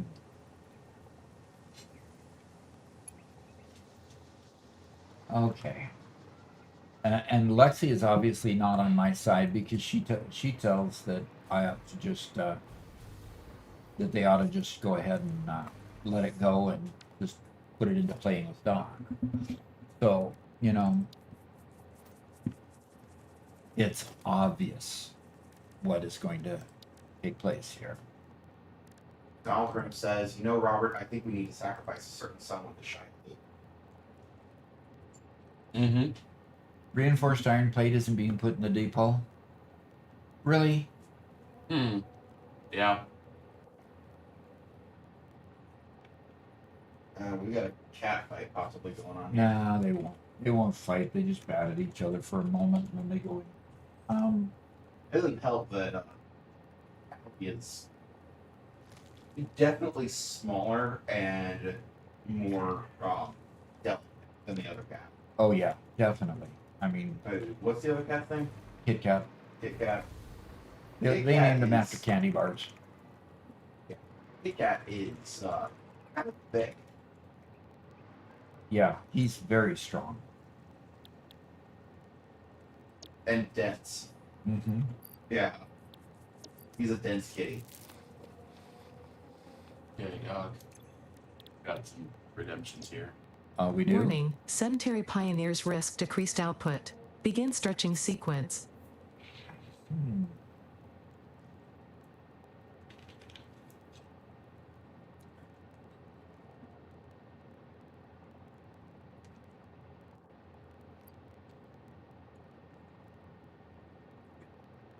Griffin says, is the AI Uh, joining in to get the job Lexi. Pioneer, hydration level suboptimal. Ingest water.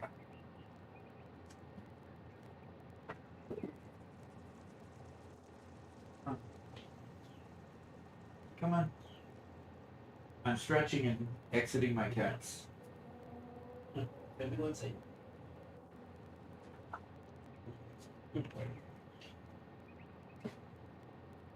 This one too? No. Or just the naughty one? Just a naughty one.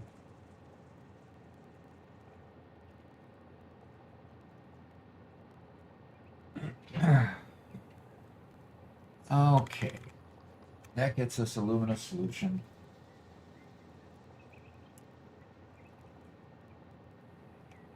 And this is the one that needs the water. And make sure that this one is also set to luminous solution. It is. Lexi, I don't like that. No. And the luminous solution needs to come around. Okay. And go into these. These don't put anything but a luminous solution. Good. So I can go ahead and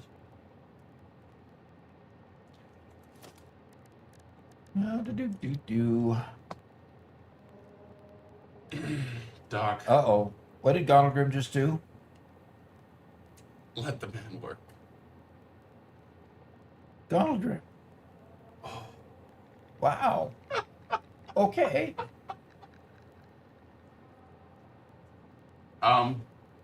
But how much? Meaning if we play gaming with Doc, that means No. if we Oh. play Doc and Son, it means that I can do conveyors. Oh, come on. They can't. Oh. See, Lexi's saying. Lexi was arguing that, if we go into Doc and Son, the no conveyor time gets split between the two of us. I don't like that idea. I think it should just stay on Doc. Oh. But now that he said let the man work, that means that Doc is now immune from no conveyors in Doc and Son. Yep. Mm-hmm. Yep. And Lexi says, Goblin, no, you lose Dune time. Oh, Donald Graham, I'll give you dune time for that. What? Called bribery, Robert. Oh. Just let me play the game.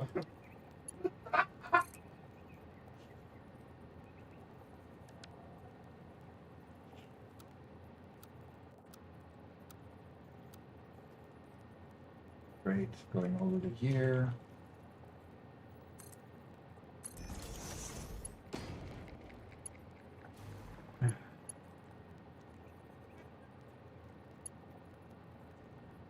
And I'm just going slow today. I'm getting too much on what I can and can't do. Whitestone says, since you're splitting with your depots, when the factory takes the punch out of storage, it will slow your upload speed. If you're splitting your depots, what? Where is that comment? Since you are splitting with your depots, when a factory takes a bunch out of storage, it will slow your upload. What does it mean by splitting with my depots? Okay. Not quite sure what that means. I think he means that even though you're creating a lot of product, most of it's just going into your factory to make more stuff. So very little is actually hitting the depot. You're back to no conveyors. What? Corn man. Corn man just. Okay, can we have an It's too accounting powerful. of who has done what and Corn man is too powerful. nobody should be that powerful. Yeah, it's just been Corn man going back and forth, and Gobblegrim going back and forth and back and forth. Okay, have you really been keeping track on a pad of paper as to what's going which direction and what's going what direction? Not on a pad of paper, but I've been adding them and subtracting them as time goes on. So So what? where does that put us? What's the current standing? Yeah. 50 minutes of no conveyors.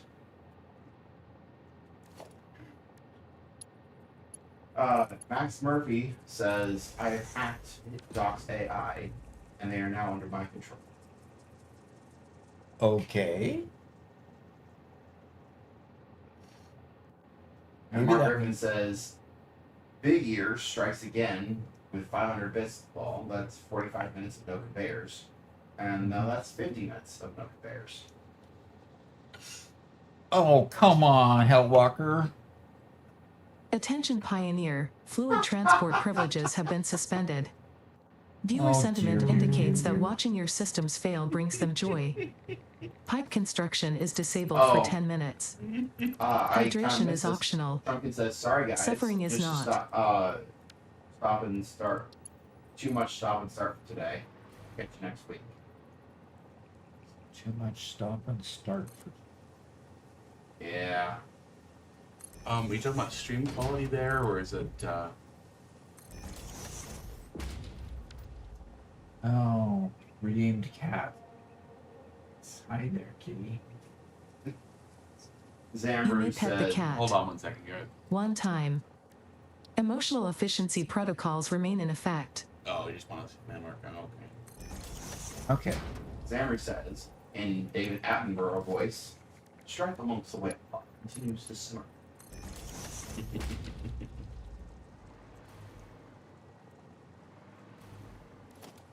Okay. I've got no conveyors. Sorry, I've got no pipes. Well, Doc, No You're- conveyors, no pipes. it's time to, I think, read the doc. You what? It's time to read the document, I think. Okay. It'll take a few minutes. Oh, I must have accidentally closed my window. Ah, I hate it when I accidentally do that. Instead of minimizing it, I close it. All I'm right. just curious, is there something that we can give to Corn Man to represent his victory while getting us moving. Well, Doc's going to spend a few minutes reading this document. We'll Yep. I'll just, it's in the transfer folder, what? Yep. Yeah, under Satisfactory? No, just the root of transfer. For now. It's called Project Pax Prosperitas. There you go. Okay. Oh, you made it a PDF even. Oof, how fancy you are. Okay. Okay, so basically, this is the first page is an invite to anybody, any member or member on YouTube, subscriber on Twitch who wants to join us. This is the basic invitation to an event that we're starting. On Monday. Yes, Monday, because we're not on starting Monday. it today. It'll start on Monday and with the long live stream. So we'll start it at the beginning of the live stream, and anybody who wants to join at that point can. We will try over the weekend, getting some of the things in order that are listed in here. It says, okay, so I'm going to start with that third paragraph. It says, to ensure operational excellence, the planetary director will be none other than Doc himself, an embodiment of Fixit's highest standards of leadership and discipline. And of course, that is absolutely true. Wait, why are we reading from the beginning? If you want me to read from the beginning, I will. Okay, Fixit Incorporated extends its most efficient congratulations. Your productivity metrics, while not revolutionary, have consistently surpassed the universal median. This qualifies you as above average, a designation which you should only be mildly proud. Accordingly, you've been selected for an unparalleled opportunity of calibrated prestige. Effective immediately, you are reassigned to Project Prosperitas, a development of a planetary scale showcase world designed to enhance Fixit market valuation. This is not merely a colonization mission. It is a living demonstration of our corporate promise. Efficiency without compromise, innovation without disorder. Oh, Mega Meaty Bacon Man can't play? Well, Beauty without downtime. So we'll just have to figure out how Mega Meaty Bacon Man fits in, right? yeah. To the without disorder part of that clause. Anyway, to ensure operational excellence, the planetary director will be none other than Doc himself. Okay, Doc will oversee your progress, issue directives, and provide both corrective guidance and intermittent motivational communiques. His presence on site guarantees that no inefficiency will go unnoticed. Note the double negative there. You will receive access to advanced construction materials and an expanded palette of approved materials, calibrated to maximize both throughput and visual appeal. We understand that such responsibilities require motivation. Excuse me? Why did you disappear? Cat, did you touch my keyboard again?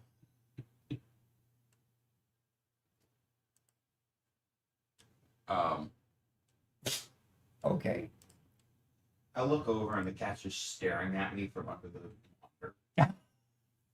Well, let's go ahead and close this and try to reopen it. This is crazy.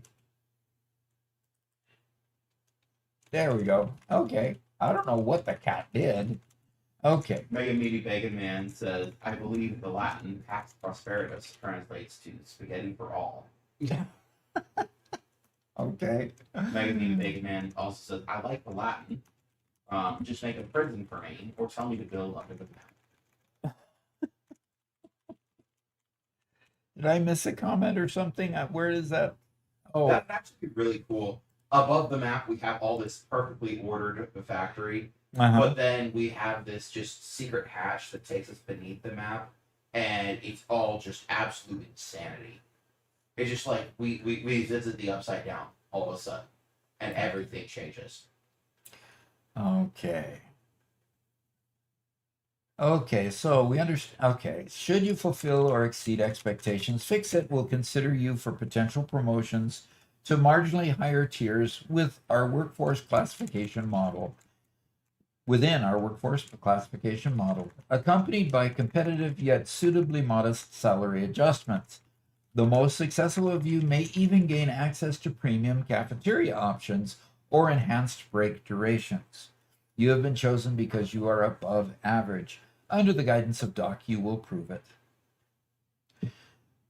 Wonderful Ada-like snark added for emphasis.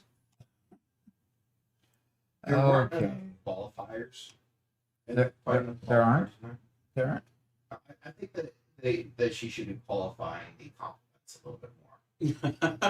Okay. So, Mega Meaty Bacon Man says, MMBM says, I mean, I can build manifolds on the ceiling, so upside down is definitely possible. And the winner of the contents wins an hour of Doc or Robert time, question mark. Oh, wow, there's more. Yes, this is the rules of the game, rules of engagement. It says, welcome to the next stage of Fixit Excellent. Under the direct oversight of Planetary Director Doc, employees stationed on Pax Prosperitas will construct a living model of distributed manufacturing.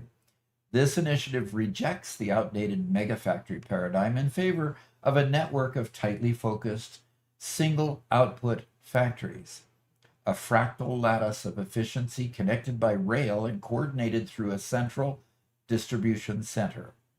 The following directives are mandatory and enforceable.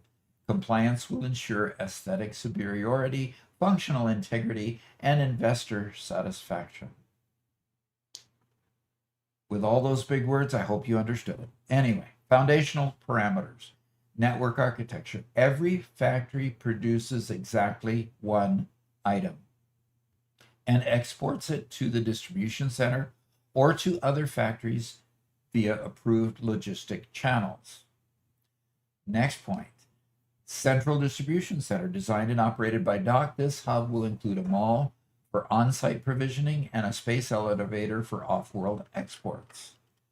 The starting tier. All operations will commence at tier 3 with tractors unlocked and resources pre-authorized for immediate deployment.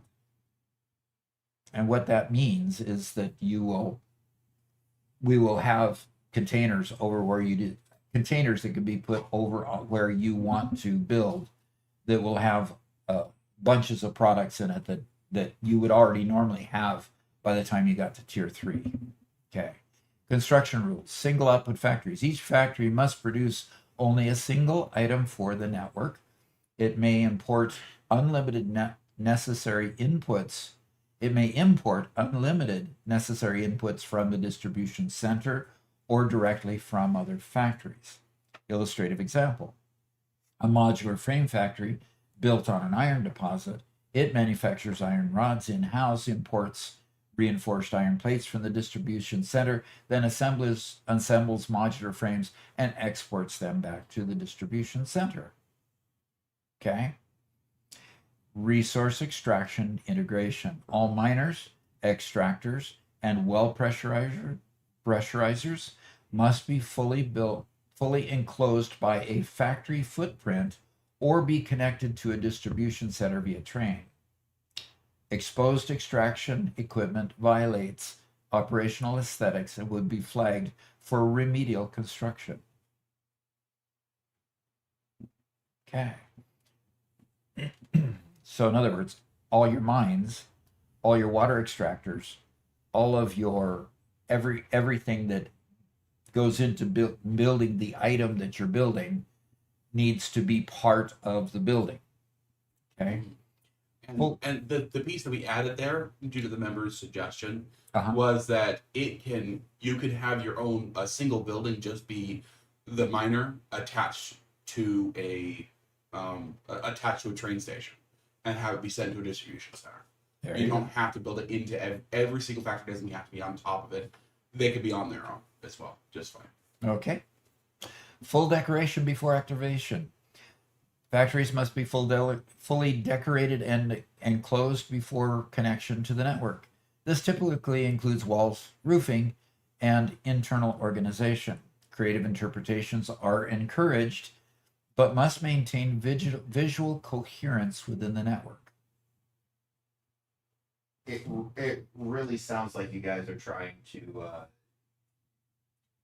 are really going after Mega Man. He'll figure out a way to get around these rules, I am sure. I am sure. I'd like to add something to this one as well. Uh-huh. There was somebody who had a bit of a concern saying, "Hey, I'm not great at decorating, factories. Can I still play?" And Oh, yeah. absolutely, you can still play. After all, I'm playing. And I don't decorate worth anything anyway. And you can either find a member who'd like to help you decorate, or just build it into a box and we're good. The only thing we're looking to avoid is the big sprawling, just all over the place type factories. Right. Like I'm building in Doc Solo that we just were working on. In other words, each factory, instead of being integrated with everything else, is going to be a factory unto itself, producing a single product. And then you output that to distribution. And whenever you need those products, you come and get it from distribution and bring it back to the factory that you need it next in. So, and of course, we're going to work on coordinating to get to the next tier.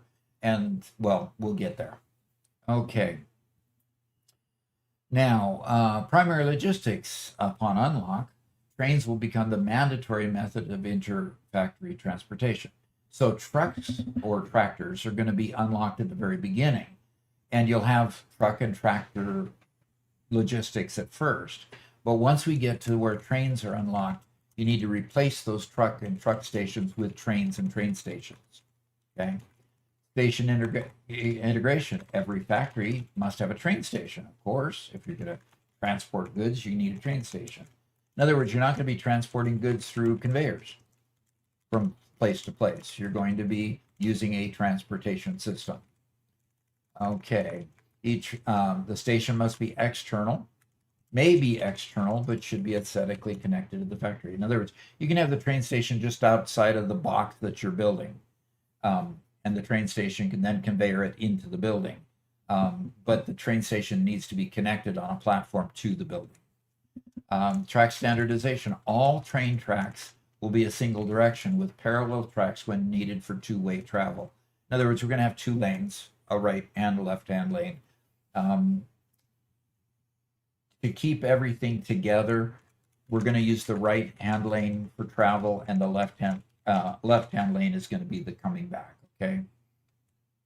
Now, the mods we're going to use, there's going to be Zoop, Infinite Nudge, and Infinite Elevators. Infinite Zoop, we're having trouble. I've contacted tech support with ping players to get the Infinite Zoop onto the server. If we don't have Infinite Zoop on the server, we'll have Nudge and Elevators available. And Robert, can we use Sky UI? Put Sky UI in there so we have just Sure. 1 hour, 1 minute overnights, so we can film things easier. Okay. Final objective. The mission's end state is the successful unlocking of Phase 5, thereby completing Fixit's showcase demonstration of distributed manufacturing and elevating corporate valuation. Okay. Compliance and incentives. Strict adherence to these guidelines are required. Deviations will be documented and forwarded to DOC's Oversight Bureau for corrective action. Teams demonstrating exemplary execution will be evaluated for marginal tier promotions and modest compensation adjustments, as well as enhanced cafeteria privileges. Yours truly, efficiently yours, of course, Central Directive Note, Fixit Incorporated. Okay. So this has been up on the server for comment. You can continue to comment, but I think this is going to be fun. So Doc and Robert, how about you make it an interesting challenge and put a reward at the end, like after 30, 60, or 90 days or so, an hour of your time, for instance, make everyone work extra hard. How would I evaluate who would win that extra hour? That's always I would rather it not be too subjective, but be relatively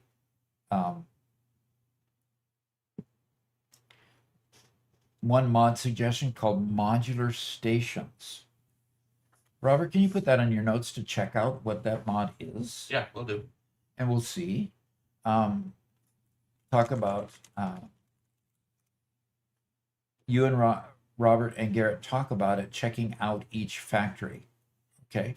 By the way, you should put some. We should unlock the signs so that you can put some signage on each building that designates who built it.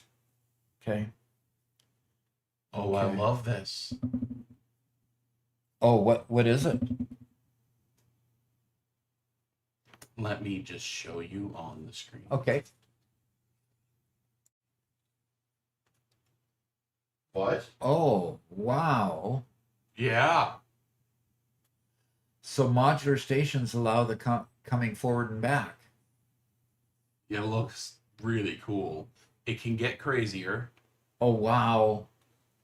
So the left and right docks and the other two are just through in the middle. Okay. So if they don't have a stop at that station, they just go through. But looks like you can set the middle to a dock as well. Looked like you could change that. You think so? You think that wasn't just signs placed on it? Okay. I think so. Okay. It might have just been signed. MMBM says I've not played it, but it looks cool. What? Okay.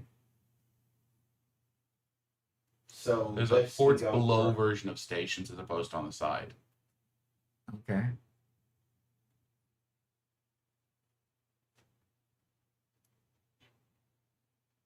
Oh, yeah, man. we do have to verify that this will work in multiplayer. Yeah. Let's make sure that it works on the server. See if it can get installed. Like we're having trouble with Zoop. So yeah, that's the big deal. We have to test. Yeah, like I said, we've been struggling to get Infinite Zoop working on a server. So we're gonna test all these first. Okay. Okay. Okay. Yeah, we'll look into that one. I'd like to play with that one because putting it on the member server would be a great place to see how well it works. So. So there were a number of questions that I've been kind of answering in chat during this. Okay.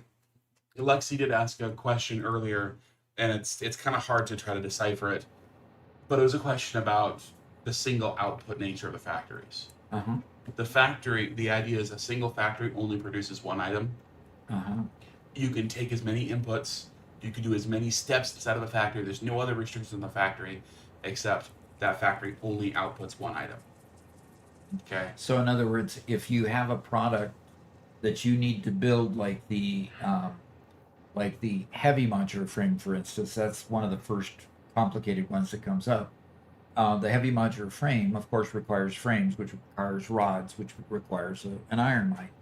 So you could either start with the iron mine and bring all those forward, or you could go just get the rods or get the other components for the heavy modular frame. It's your choice whether you're going to import it from the distribution center or build it fresh on a new mine, or multiple mines if you're going to build that larger factory around that. Okay, but in the end, it has one output going to a train station that goes to the distribution center. I mean, with the kill dock, you came to a winner, so I thought it would be fun to make it a challenge for everyone. So we subjectively judged Kill Doc. So she thinks we can subjectively. I think this is something we can talk and discuss, see if we can what else we come up with for that. Okay. Yeah. Instead of trying to make the decision live. Okay. Mark So- Griffin had some good questions as well. Sorry. Okay. Well, like as a follow-up to Lexi, let her respond. Yeah. Do you mean at the end when we finish phase 5, we then take a look at the whole world and see how things are going, and then choose a winner for most production or best buildings or something like that? Okay. So the next question. We give promotions, Yeah. is what you're saying. Yeah. We give promotions at cafeteria. Okay, so Mark Griffin wanted to kind of know when we're going to be doing this, so it'll be starting on Monday. Yep. Most likely at the beginning of the stream. So it'll be running for most of the stream. I don't know if we're going to play on it for the whole 8 hours. For probably maybe 4 hours of it. Okay. But yeah, so about 9 o'clock, 9:30 ish Central U.S. time on Monday. MMBM says you can give demotions too. Send Robert to the basement. Okay. Then Mark asks, does each member have to produce a certain item for the distribution center? No.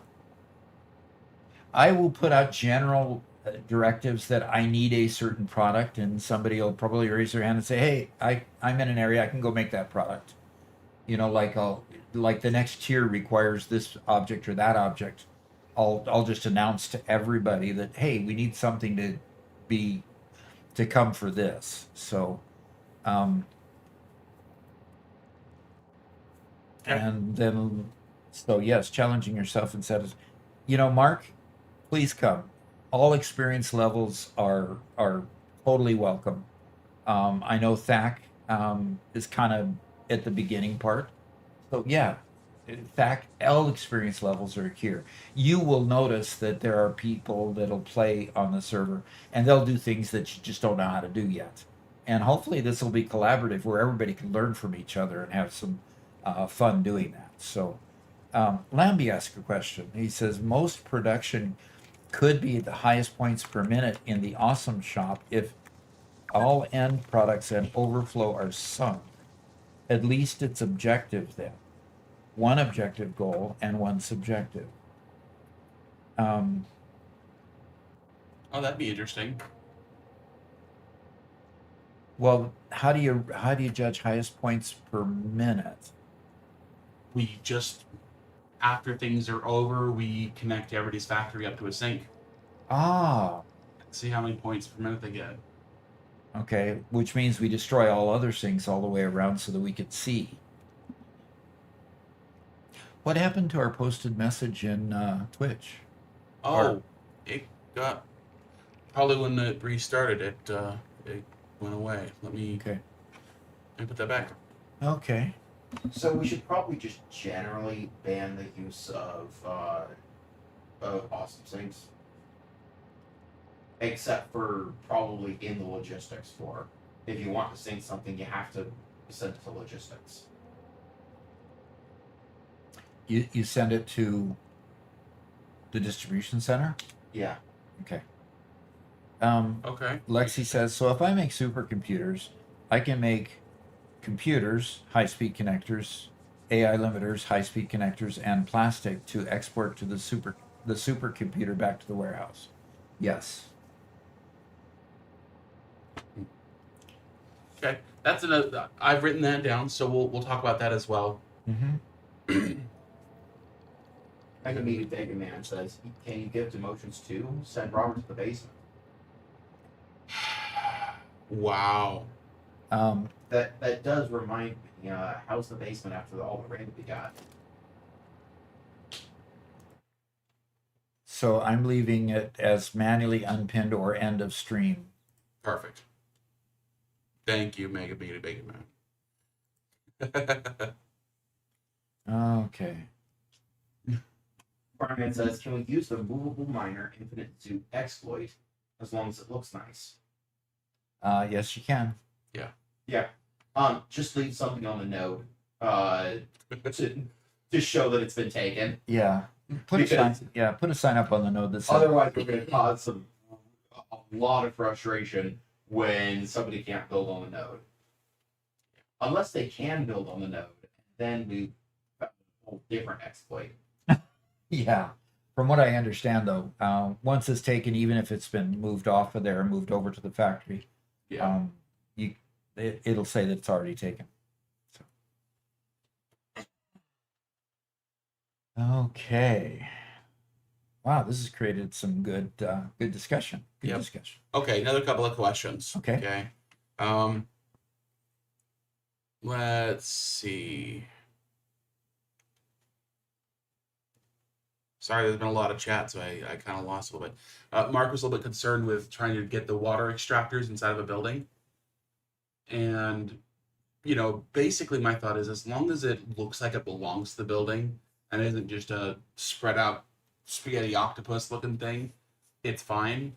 There's also, one of the factories that we built on the Gigafactory world, we built the building around it on the ocean or on the water, and the extractors were just on the bottom floor. You can also build it on pylons, make it look like an oil rig. Whatever it is, just make it look intentional.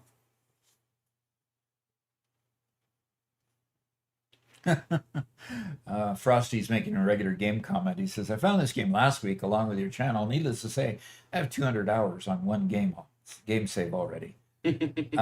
Last week with 200 hours, did you not sleep? Nope. That happens. Yesterday I was, working away and, doing recordings and so forth, and finally noon came and my wife's asking me about lunch, and I said, wait a minute, it's only midday. Well, no, it's not. It's already 2:00. One of those days where time is just zooping. Okay. All right. Are we?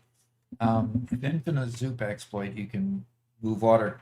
Yes, you can move the water extractors.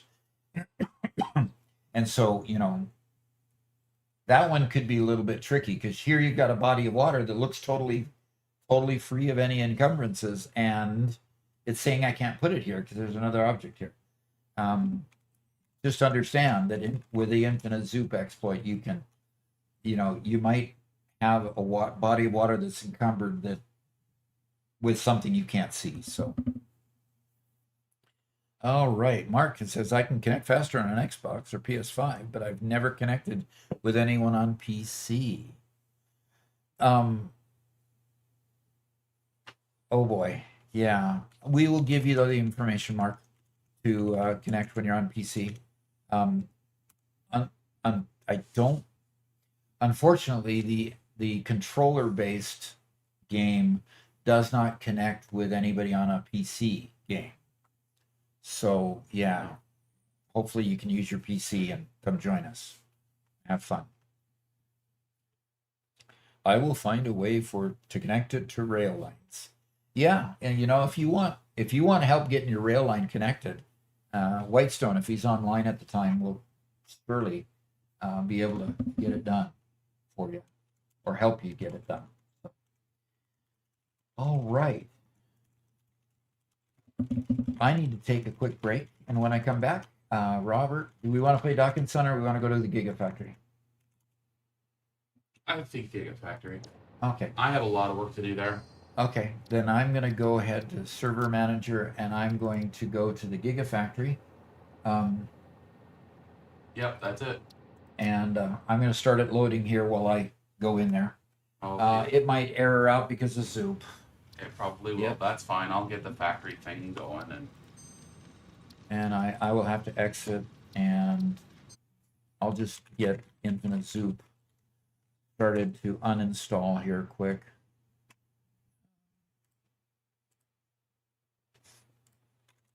Anyway, and then once it's uninstalled, it should be uninstalled by the time I get back. I'll be right there.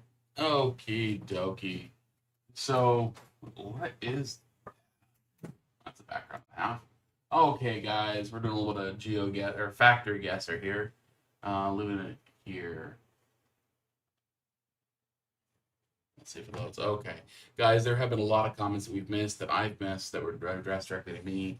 And, yeah. Hold on. I need to pop open OBS so that it turns on streamer mode on on Discord. Okay. We're obviously in the Dune Desert. Max Murphy asks, hey, Robert, what a game called The Enigma Machine be good to send to Doc? Would a game called The Enigma Machine. Hey, Garrett? Would you mind taking a look at a game called The Enigma Machine on Steam and giving your opinion on it? Yeah, I've heard of that one.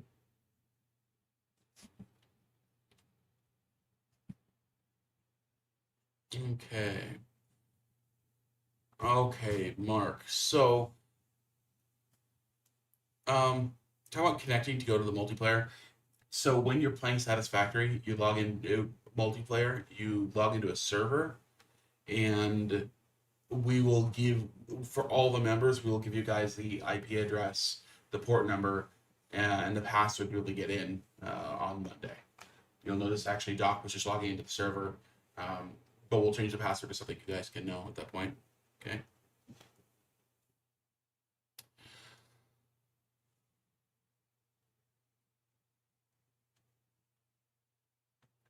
Beginning of the desert canyon between the Dune Desert and the Titan Forest. So you're, yeah, I hadn't begun really looking. You're actually saying it's somewhere down, basically here-ish is what you're kind of saying.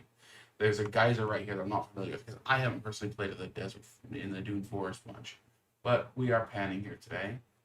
And you're absolutely correct. That's the Titan Forest right there. And the Titan Forest is this zone.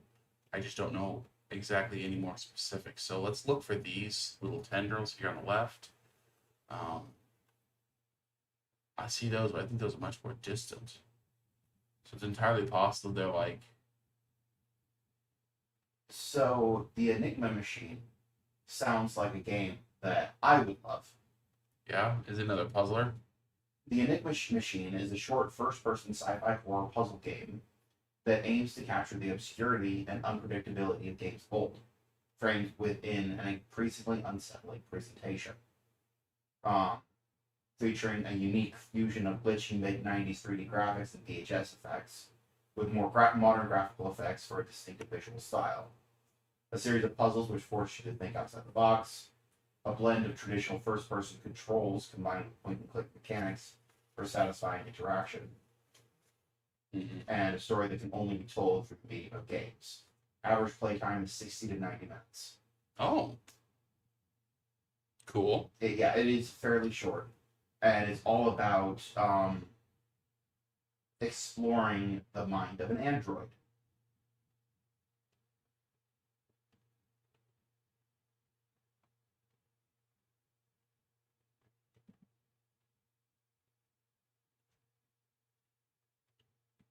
I think we're right there.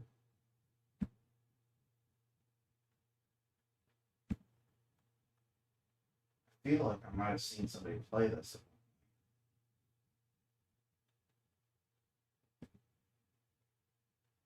Well, let's try that. Yeah, there we go. Yeah, just close to the edge. It's only $5.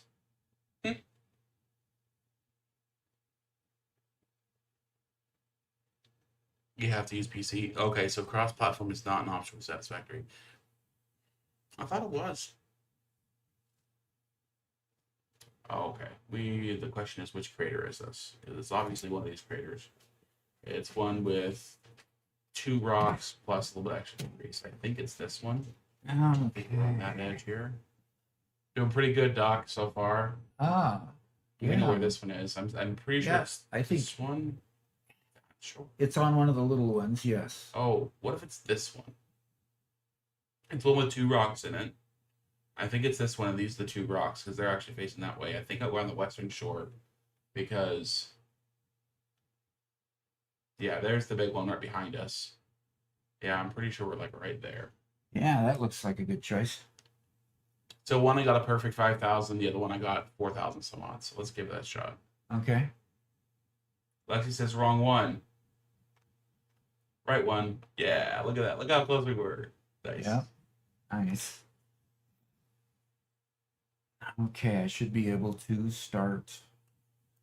I'm starting up Satisfactory, so keep playing. Okay. Oh gosh. This is up here, isn't it? Up on top of one of these, I think. Yeah, we see nothing else. We are. Yes, yeah, that's way on top of those cliffs. I think it's this guy. Yep. So I don't see the. You just need to so figure out probably which. that side. So the long one that goes from shore to shore is this guy. This guy, shore to shore. Okay. Which means it can't be there. We have to be either here or here. Yep, you're on the left side. I think we're there, which means oh yeah, there's the island that shows right here. So, are we close enough to get 5,000 with that guess? Okay. Submit it and see. Little stitching there.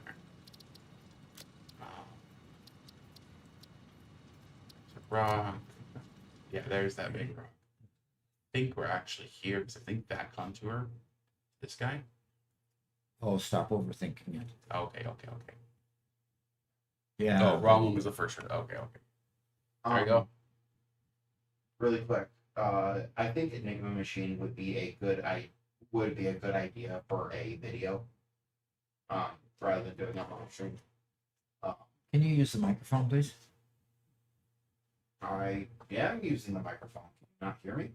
I'm not hearing you in my ear at all. Do you hear me, Doc? Yes.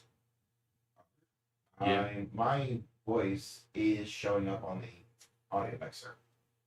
So It's just quiet. I'll turn you up a little bit again. Okay. Oh, this is one of those. yeah, Oh, yeah. One of those difficult ones. I don't know where this is immediately. but yeah, Purple is this area. I think the Enigma Machine is a good, is a decent candidate to introduce Doc to this mini genre and see if he likes it. The Enigma machine? Yes. The World War II Oh, there we go. decoding machine? No, we are referring to a sci-fi horror game, Uh-huh. sci-fi horror puzzle game. And so this one is fairly short, only about 60 to 90 minutes, and I think it'd be a good candidate to see if you like the genre. Okay. Yeah, I think we're kind of on this little plateau, but there's this little bridge thing I should see. That could be this one. And then I look to the right and I see this, but it's like 90 degrees off. Maybe that. I think I'm close. I just don't know this area very well. Okay, well, let's guess and see what we get. I think. 4,202. Oh, man. Oh, I don't believe you. Yeah, because I was looking for a Okay. round lake, and you didn't have a round lake. I was thinking I Your was looking picture. there, and I was looking like one of these two arches, but no, I was looking at this little T guy. Yeah, if I had looked around the map a little bit more, I would have gotten it. But hey, look at that, 23K. That's a decent score. Okay, and max potential is 25. Yeah, Hey, nice. I mean that's with the perfect score on 3 out of 5. Good. So yeah, Mark, I bungled it. I could have gotten a couple hundred points. And who was it that suggested that we look at the Enigma Machine? That was Max Murphy. Okay. So would you say yes? It wouldn't be a stream game, but Yeah, I mean, it is a good game. I've seen it play. It's just, I don't know if, we'll have to see if Doc likes it. Lexi has a great point. Definitely a video game. A game to be played on video. Specifically talking about oil, where oil is both a product as well as a power source. Can you produce power in the same factory that you produce a product? Well, when we said it was needed to, when we said it can't be connected to the main body until you have built it out, didn't we presuppose that they built some sort of power plant to power it before they connected it to the rest of the grid? You kind of didn't like that idea. I kinda didn't like Yeah. that idea. I think it's fine, as long as you're only sending one product back, right? Yes. Well, that also kind of precludes somebody building a large scale power plant. Yeah. So I think that pulling a power line from the distribution center shouldn't be something against the rules. Well, we'll have trains by then, and trains all bring power, so Sure. that Well, ought to save. That's if they need power before they put the train, or put the train line. Yeah, because we'll have trucks unlocked, tractors unlocked at least at the beginning. Cornman, yes, I did see your terms, and if you will see, you have I have accepted them. Cornman, Robert, did you see my terms? What's going on? He came to negotiate terms with me to lay down arms and allow you to build conveyors. Okay. Did you see his terms? Did you agree with them?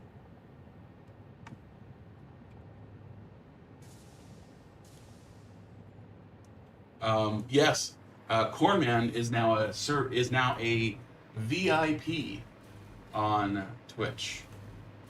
A What very this- important person? A very important person. He gets a special badge. If we were to ever enact slow mode, which we haven't yet, he'd be able to override it.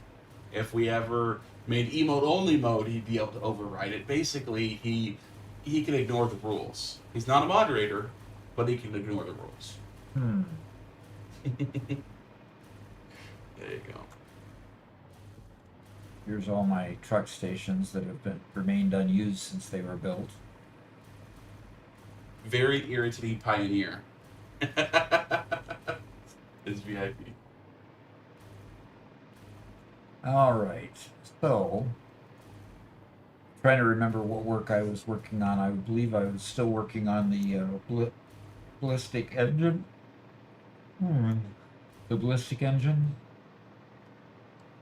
Can't ever seem to get enough sleep at night, no matter how hard I try.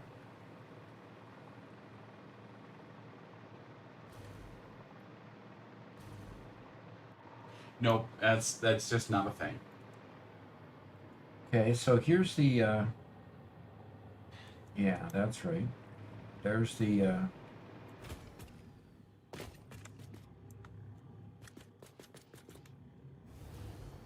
What?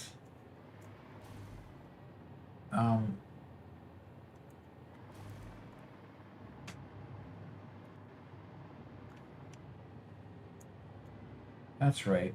It was coming in on that, but it wasn't connected to anything here.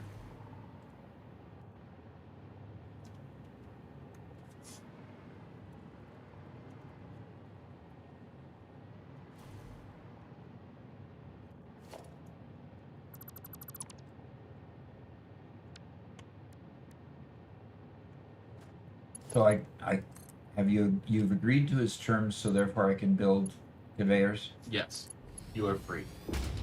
I am free. I am free. Corman, thank you for all the donations. Appreciate it. Also, you and Goldgrim were just fabulous. Mm-hmm. Okay, now I've got on 2 conveyors. Okay. Whitestone's heading out for the day. Okay. Go have fun making more content. Mm-hmm. Mm-hmm. I'm starting to think I should quit as Doc's editor and just do what you and Whitestone do, so I can just play games on. Do what me and Whitestone do? Yeah. I mean, from the content creator, I just get to play video games. As the editor, I have You have to edit. to edit.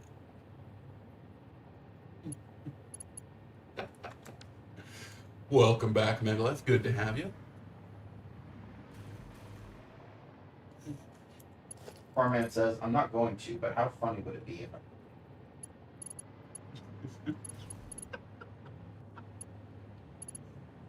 I do want to point out that you have technically violated the donation.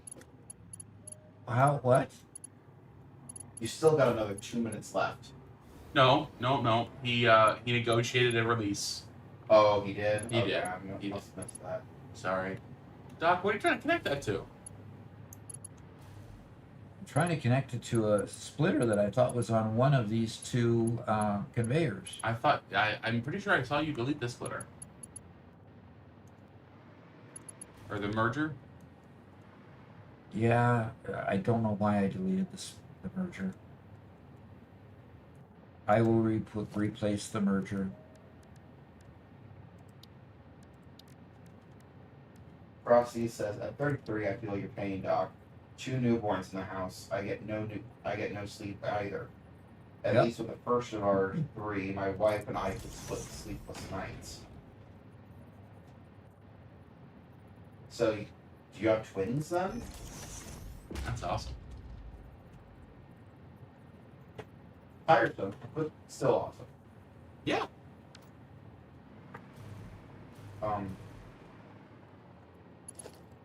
That does remind me. Do we have an ETA on the finishers being done? I haven't asked. There's just been too many other things going on. Too many other things going on to ask and get the answer to that question. Well, this is an interesting comment. Yeah. Doc, I'm looking from Cruise. Doc, I'm looking into long-term food storage according to LBS standards. Do you have any insights to provide here?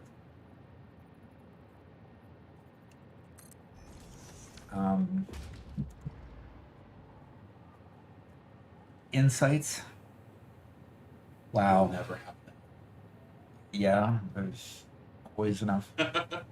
Start with the basic, rice, flour, food, rice, flours. Oh, I almost hit that. Start with the basics: rice, flour, wheat. Get a grinder. Make sure that you can make the basic foodstuffs. Make sure you get a canner.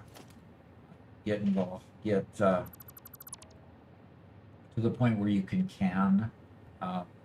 can meats as well, so that you can can meats if you have produce around. I mean, that subject is so big. How can I even begin to do it any justification in just a few minutes?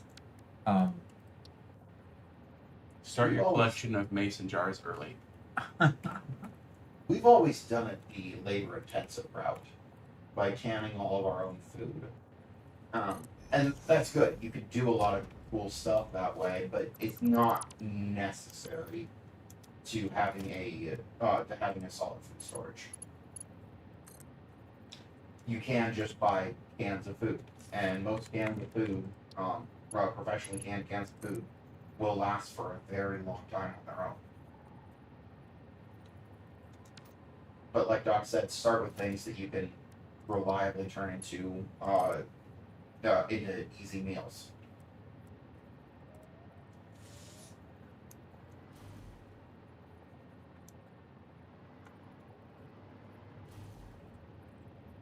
And then don't move.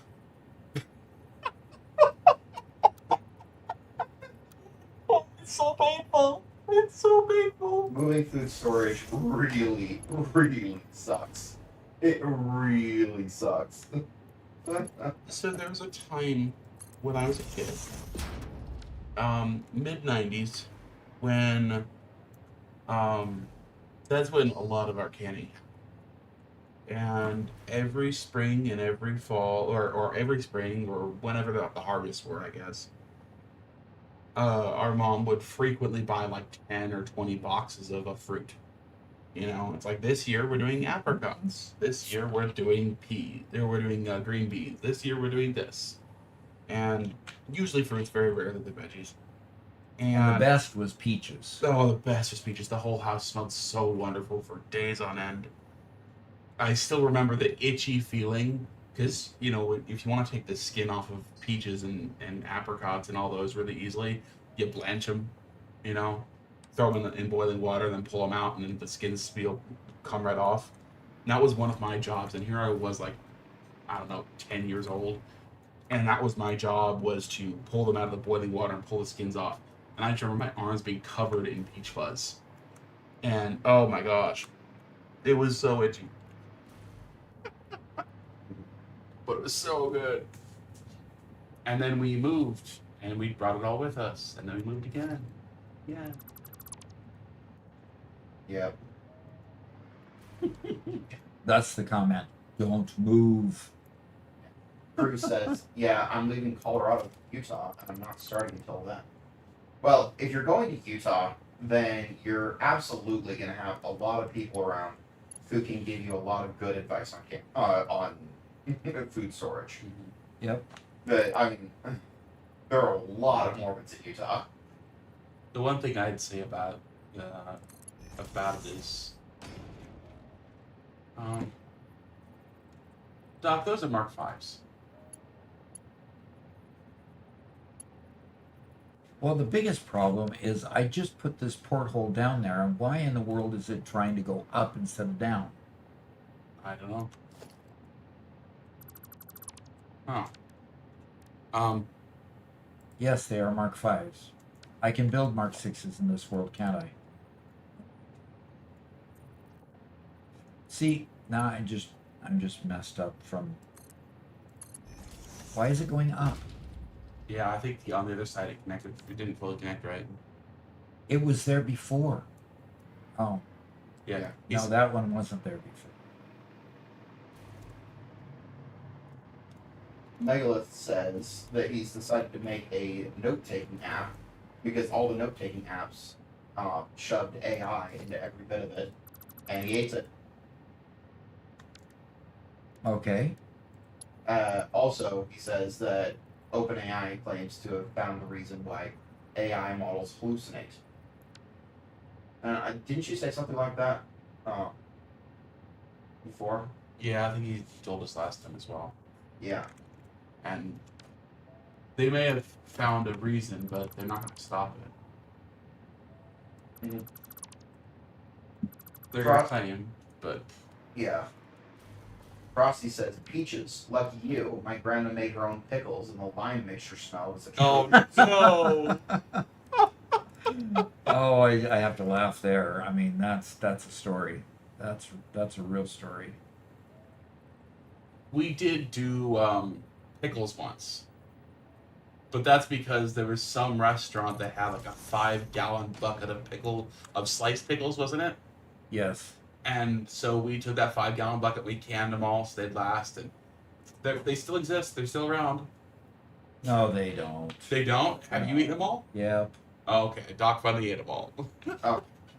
I didn't realize that anybody actually ate pickles. It was just like, I thought that was a joke.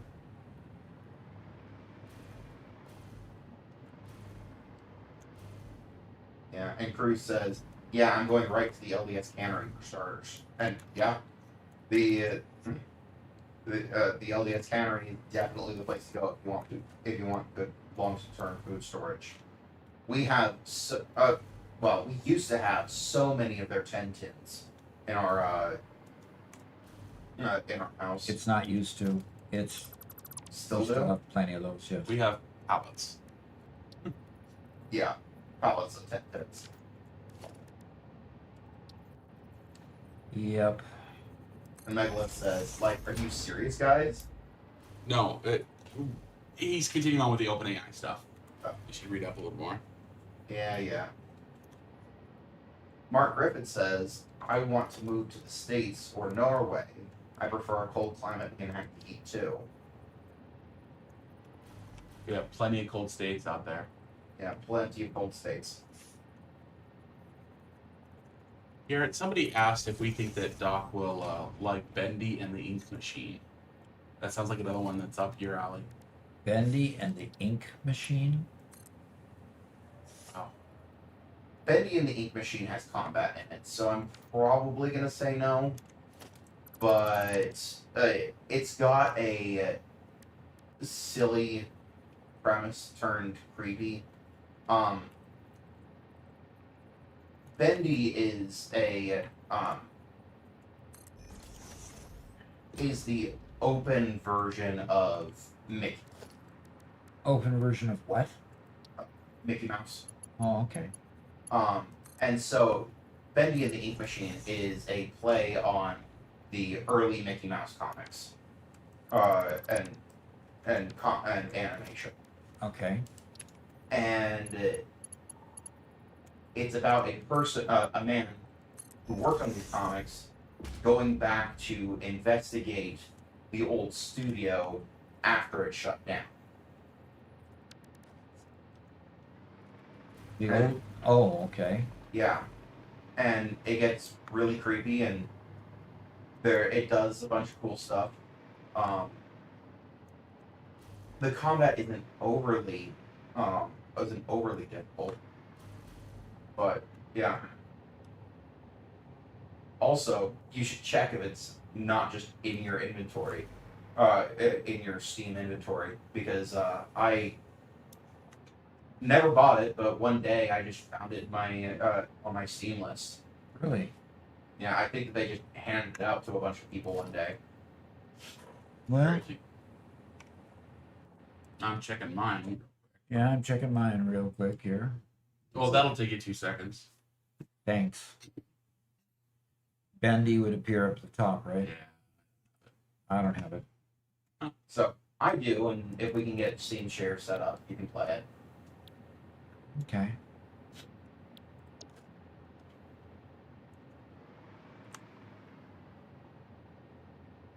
Okay. And Gone Room says we need to get Doc to play Borderlands, and I think that it is very out of his wheelhouse. It's been fun being able to watch. We Doc's played a couple of games solo that they're going to be published soon, so you guys can start seeing Doc play some indie titles, that kind of stuff. We're going to start posting those soon. And it's been fun kind of watching the monitor as Doc works his way through these other games, learning entirely new genres. So. And Bendy and the Machine is another one of those. We'll make a video out of it.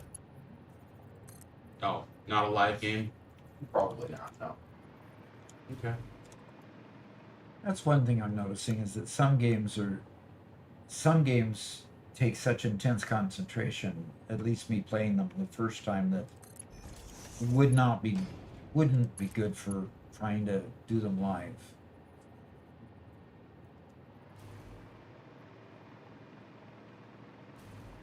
And yes, Cornman, Bendy and the Machine does have puzzle elements, but there is definitely combat.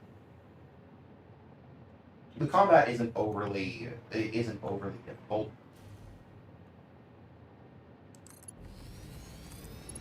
Yeah, like there was combat this morning in the game I played this morning. What game did you play this morning? If you're sure. Main, what was it called, Robert? Just a second, let me pull up. Main sequence. Main sequence. Yeah. Okay. That's an up and coming. The game was designed to be halfway between Satisfactory and Space Engineers. And it's being done by a very small team. It might even be a solo dev. And it's just an open play test right now. That's a very complex game for a solo dev. Yeah.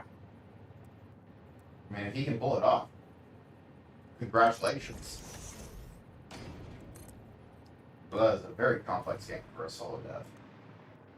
And Max Murphy says, Robert, what if I send the Enigma Machine to Doc? That's fine. Go ahead and if you're on Discord, go ahead and message me, and we'll get that coordinated, because you can't send. If you have a key, we can get it straight to Doc, but otherwise we have to coordinate adding to friends lists and all that stuff to send him the game. No promises that he's going to play it, but if you do send it to him, he'll take a look at it. Foreign Man wants to see Doc play Dark Souls 3. Okay.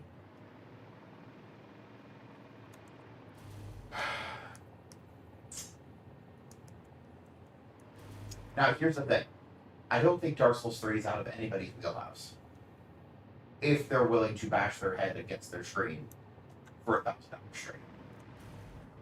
Remember the whole story, Doc, that I told you about the guy who had his dad play a game to completion, and he had a whole bunch of viewers by the end, and everybody was cheering him on and stuff? Yeah. He was playing Dark Souls 3. Even though he was a noob, if I remember. Yes. Now, here's the thing. Dark Souls 3, everybody starts out. It is very particular. You have to learn Dark Souls 3 combat. But once you do, it is incredibly satisfying. I'll take your word for it. Simply Epic asks, "Hey Doc, I've been seeing your videos. Been curious. What are your Steam system specs?" Ugh. What are my system specs? Just a Overkill. sec. 13th generation i9 CPU with a 4070 Ti video card. I need to go to floor 1. No, I need to go to floor 2. And Thanks. I really needed that breath of fresh air. 100 It gets a little stale in here. quiet. And a 128 gigabytes of memory. Actually, Doc, we failed to do a quick ad segment. Okay. Would well, you be willing to pause for a second? Absolutely. By the way, the server that we are playing on right now is a ping player server.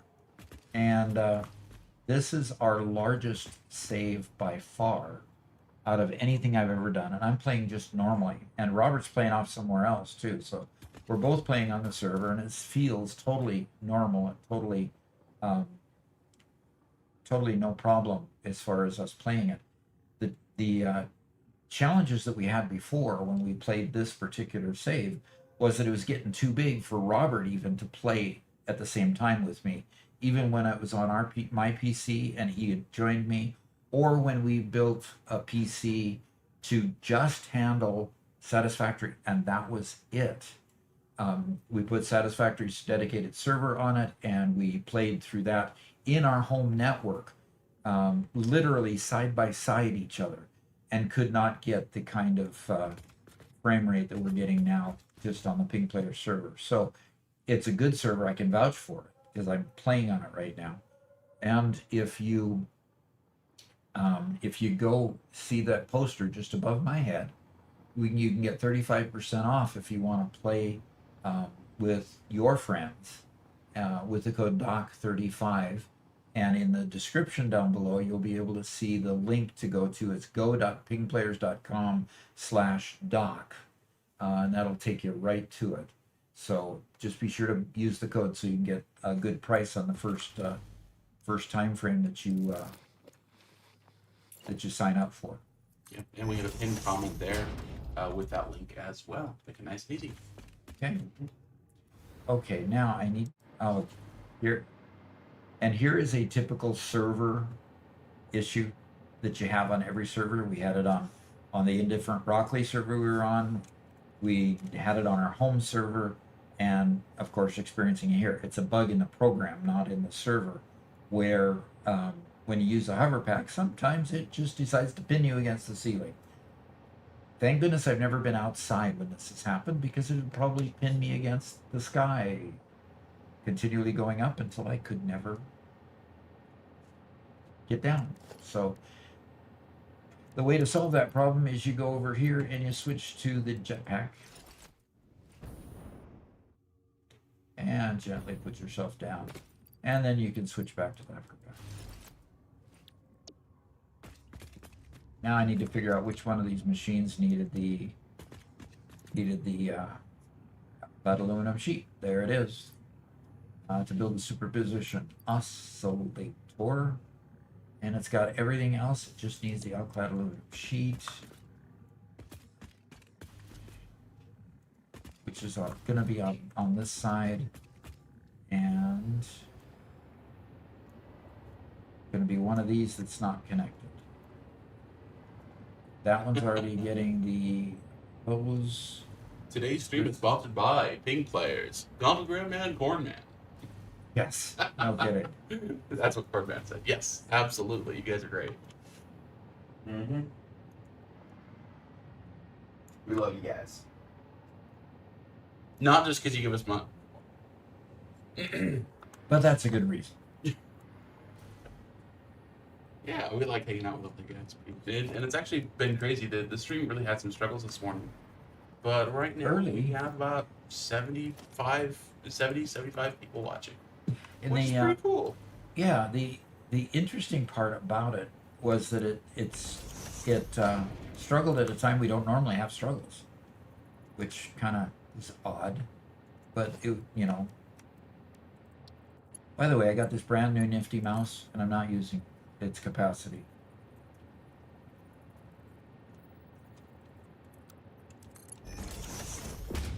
Big don't Medi know. Meaty Bacon Man says, I may have overbuilt my aluminum factory, producing 48,000 ingots so far. Okay. Next part of the equation is over how long?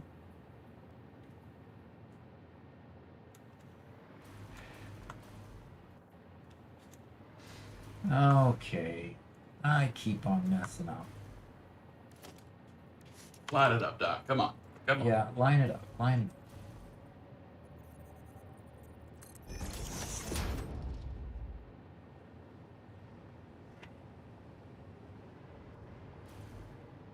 up. Okay. I'm putting on my headphones for a little bit. Yep. I can hear the finishers on the house going at it. You can. Yeah? He works with a trowel and mud. And sometimes a nail gun. Well, that would be Matt. Oh, yeah. Yeah, that would be Matt. Because Matt is working over there on other things. I don't know exactly. Oh, he's working on some of the plumbing issues. You know, they want to, you know, hook up a bathroom or two here and there. Always kind of helps. Yes, that would be nice.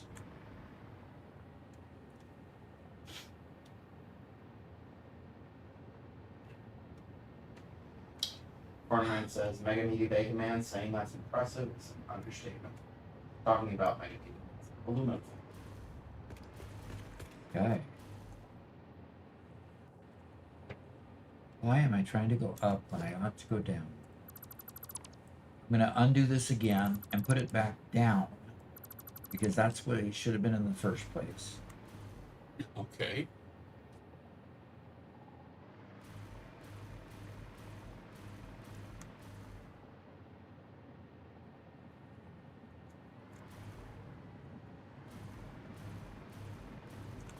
This is one of the. I think this is probably the biggest downsides of having such a large factory is that logistics take forever. Yeah.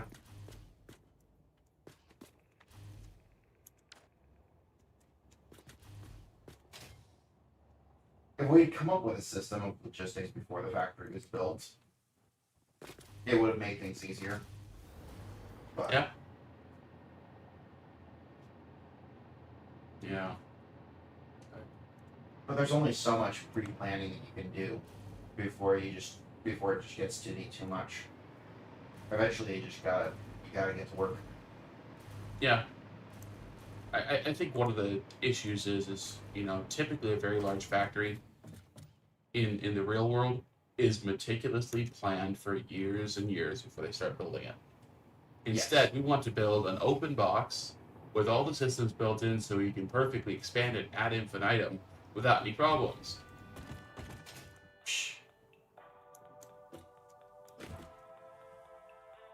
Mm-hmm. All right, down to basement 2. There we go. Now I know where I'm going to take it. There we go.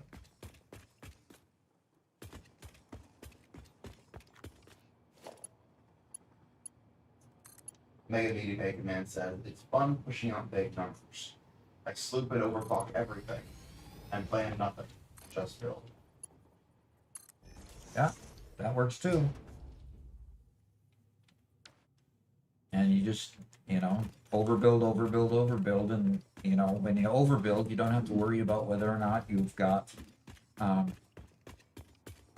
you got enough product for the various elements there, so. Mm-hmm.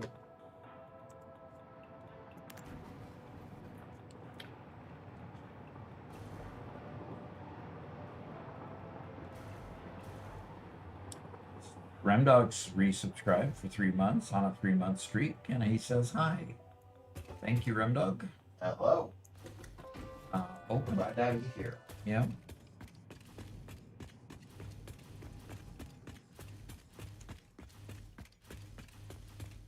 So actually, that is a first house reminds me of a question that I had. When they're so they were gonna finish the first floor, move in, and slowly work on the second floor to expand, right? No, that wasn't the original plan. No, the original plan was, build out the first and second floor, and then they move in. Well, that's the plan we're working. Yeah. Right. And the plan we're working on right now is to get the first floor done, so they've at least got, they've got 3-bedroom spaces, one for the boys, one for the girls, one for mom and dad. And they will have 3 bathrooms available at that point too. So their teenage girls won't have to compete for the bathrooms. So, But they're still competition. well, There are too many kids for there not to be, but less competition, put it that way.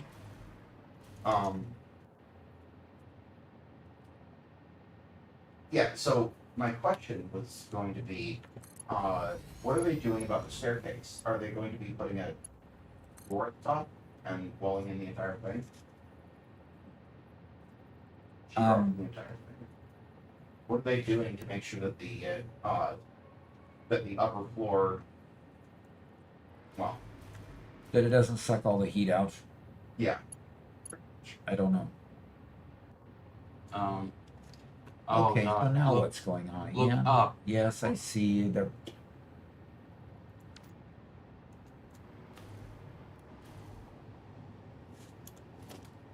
uh-oh. Remdog Notice, just conveyor made a privileges redundant. suspended. Viewer analysis reveals high amusement in your inefficient transport methods. Conveyor belt construction has been disabled for 10 minutes. Remdog wasn't Please involved consider in this alternative, less effective solutions. Your He's a- struggle is being whoops. closely monitored and deeply appreciated. He stepped into something he didn't know anything about.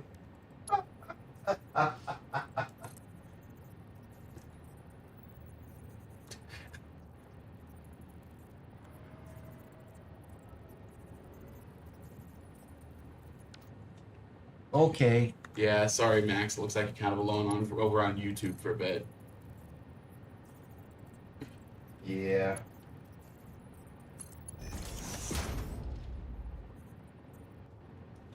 Well, it is back on the ground.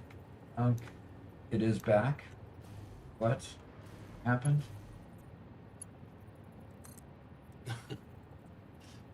Donogram says, "Remember, Doc, Robert Limited let the man work, and then when people complained, he removed it. Yeah. I disabled it earlier because Corman had paid bits for no conveyors. I didn't want somebody to use their points to redeem when bits had broken. So yeah, Dave, Doc, no What? conveyors. Oh, no conveyors? Okay. What? All right, fine. I'm sorry. I apologize.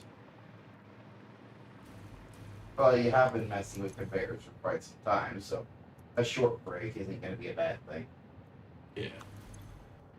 Remdog says, Doc is actively ignoring me. No, not true. No fewer than 31 trillion puppies and kittens have likely been harmed by this lack of productivity. Return to work. How many kittens and puppies have been harmed? Well, it looks like Remdog fixed his mistake. Really? He turned it off, then turned it back on. He spent bits to go both directions. No, Points, but channel points. Points to go both. Oh dear. thank you, Remdog. We appreciate it. Okay. You didn't know about the massive war of bits that we had in the that we had in the Earlier in the- comments. Yeah. It was a truly epic battle between the Gauntlebrim and the Corn Man. And eventually, Corn won out. Yeah, that's what happens when you just try when you just outspend somebody. I don't know how fair that is. It's perfectly fair. Perfectly fair. You don't have to worry about it. What? Grim Dog, what are you doing? Notice, conveyor privileges suspended. Viewer analysis reveals high amusement in your inefficient transport methods. Conveyor belt construction has been disabled for 10 minutes. Please consider alternative, less effective solutions. Your struggle is being closely monitored and deeply appreciated. The cat has been petted.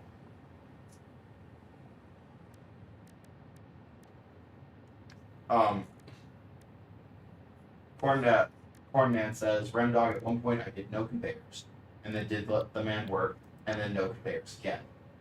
Remdog replies to that saying that's evil, and then redeems no conveyors.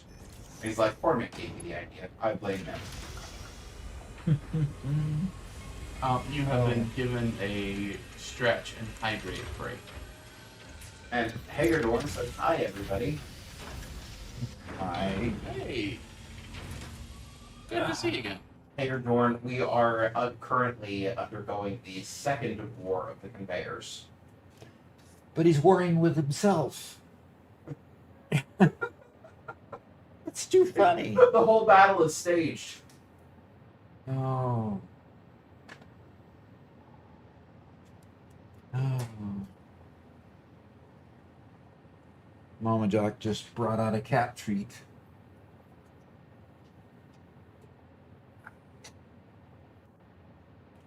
Alrighty.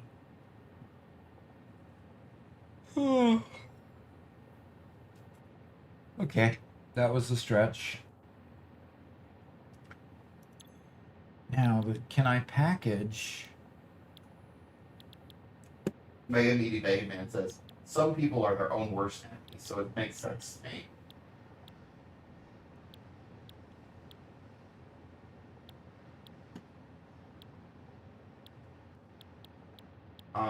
Lexi says, Alien Artifact version model works on servers, and it's a huge challenge and a great reward, since it gives unlimited sloops and spheres.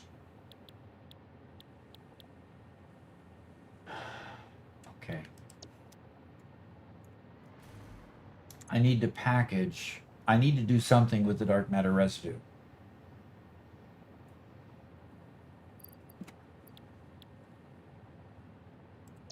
And Clenara Duffy says, got Satisfactory like 2 months ago. And after looking through randomly suggested videos, you came up quite often. I look forward to all the advice you give in your videos. You betcha. Thank you.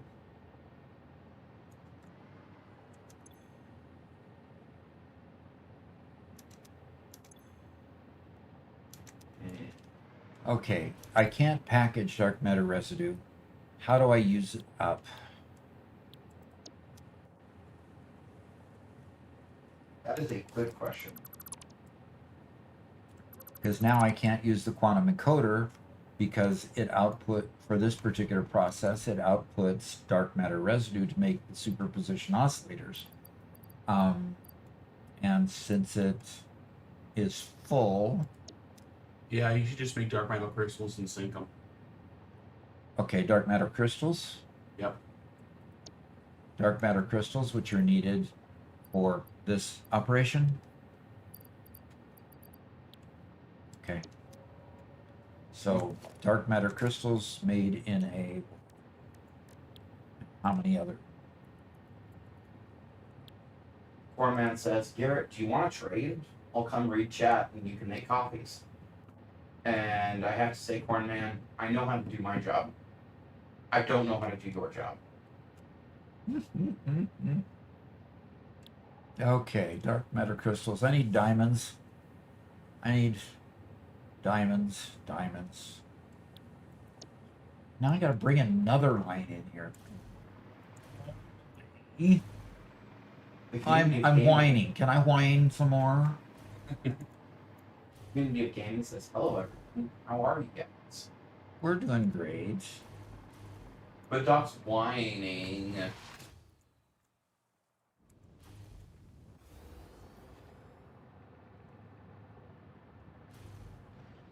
She's got to be smelling that tuna water pretty soon. I am. Oh boy. Where is it? It's just over right by the door. She just opened the door. Oh. Okay, I don't have diamonds coming here.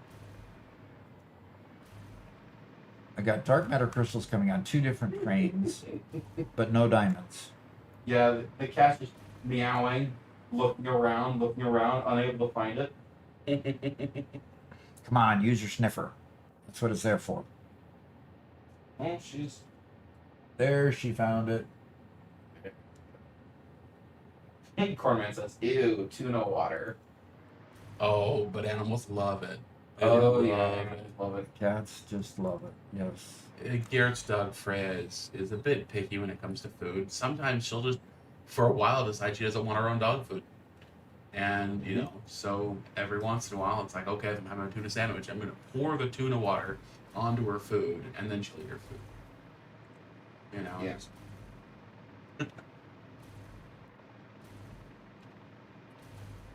All right. Did you read the comment from Clenara, Garrett? On YouTube? Yes, I did. Oh, okay. Lyndon Finney also says hi. Good morning. Happy Thursday to you too.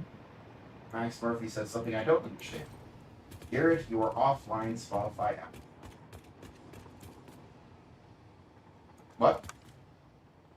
Spotify app? Don't know what you're saying. Sorry.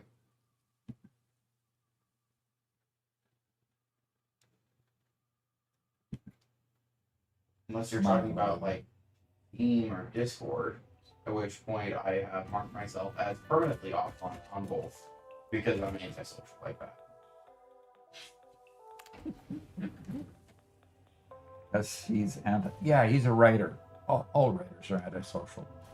I aspire to nothing greater than a creepy cabin in the woods with a typewriter at the end of a big empty attic. Oh, That's so what I aspire you're to. aspiring to Rear Window, huh? Yeah, yeah.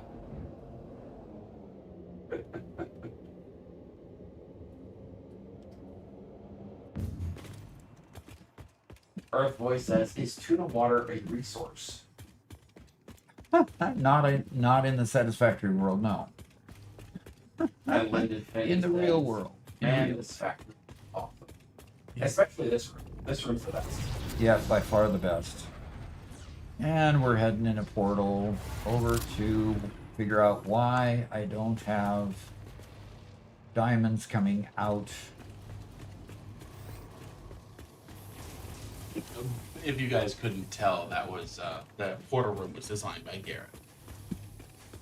Yeah, and Garrett doesn't have a humble bone in his body, so you know, of course, he takes credit for it. Good work there. He did good work there. What happened to our wall here, Robert?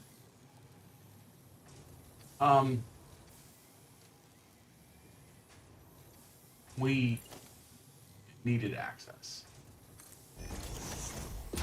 Ramdog says, is tuna water a database? And Corman says, did Doc just say he's going into port? Yay, I can't wait.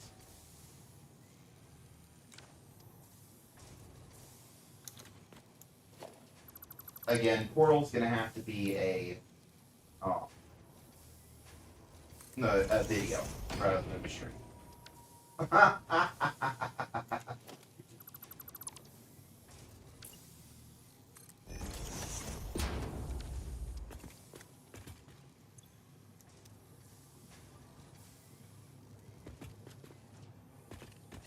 Okay.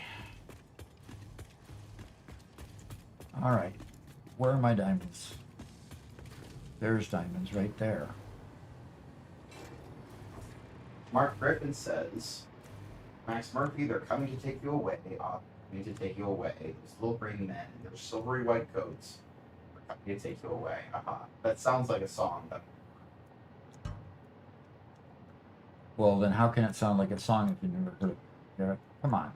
Let's be real. Because it has the cadence of a song. You're trying to cover for yourself now. I mean, if somebody hands you the lyrics to a song, you can say, okay, that looks like the lyrics to the song, right? I don't think that you don't have your PhD yet, so you can't say that. Nobody knows anything before they get their PhD, guys. Exactly. You heard it here first. Yep, exactly. And Mega Big Man says it is a song. Doc, can I expose you a little? Uh-huh. I think I'm going to expose Doc from back before he was Doc. Because when I was a kid, I grew up with Doc, and he had a beard for a Can while. He somebody had like silence their phone? Oh, Thank you, Garrett. sorry. That is no conveyor done. Good. I'm glad I can do no conveyors again. Anyway, what? Doc had a Commander Riker beard for a short time. It was amazing.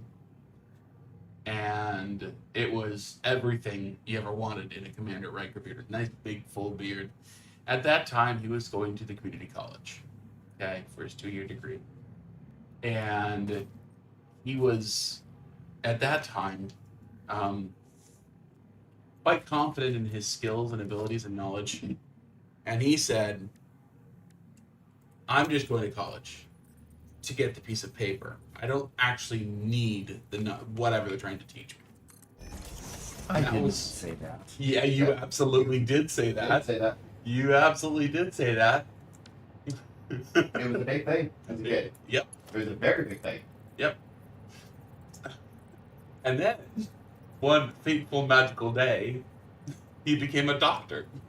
And the world changed. One fateful, magical day. Suddenly, degrees went from being just a piece of paper to the most important thing that you could do with your life. I think you're remembering a little wrong. Nope. No, Nope. not one bit.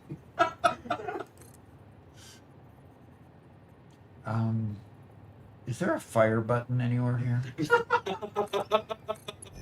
Oh, yeah, here's me. Let me. There we go. Okay.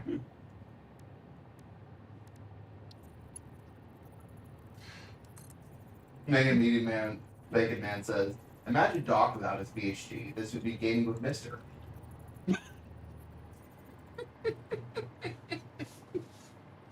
Doesn't quite sound as well, does it? Doesn't quite sound as good, does it? And El Grandpa says, now they're ganging up on Dan. Yeah, they are. What's new? And Lexi says, nah, it would be gaming with Grandpa. Oh, okay, that would do it. That'd be pretty good. Be pretty good.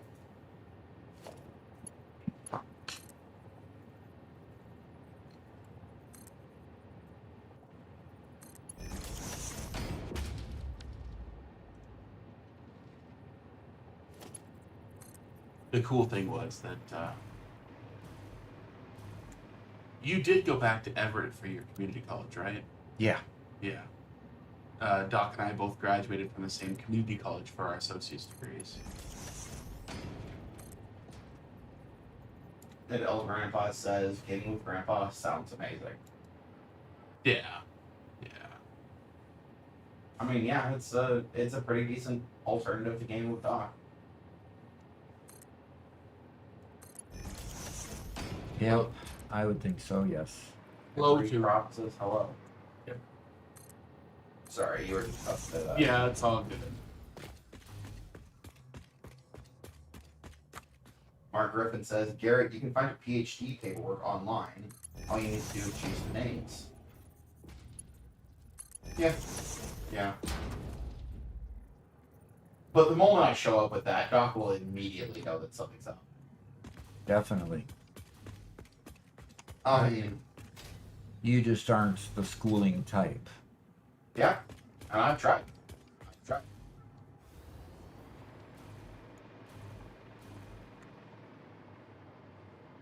I am orders of magnitude too argumentative for school. Yep. Yeah. It's like Called having to agree with the teacher, and that doesn't settle. Yeah, no, that's exactly right. It's like the moment the teacher opens their mouth, my blood starts boiling. They don't even have to express an opinion. They just have to exist. I mean, like, you are wrong. Alrighty, Bernie Picks, Milky J, do you want to help me take a look? Sure, are you in Discord? Well, good. Yeah, go to Discord. There's a lot of people that collaborate in Discord about their builds and so forth. Yeah. Oh. Doc saw the comment. Into the atmospheric once they get a paper.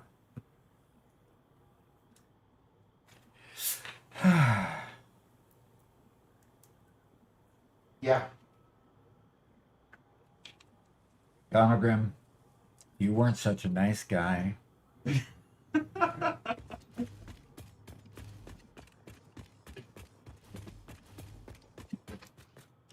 Yeah. All doctors are just a little bit smug. We love Doc anyway. So I want to go to the corner. I want to go to the southwest corner. So A6. And I want to just go on the first floor. So I just catch this one, right? Mm-hmm.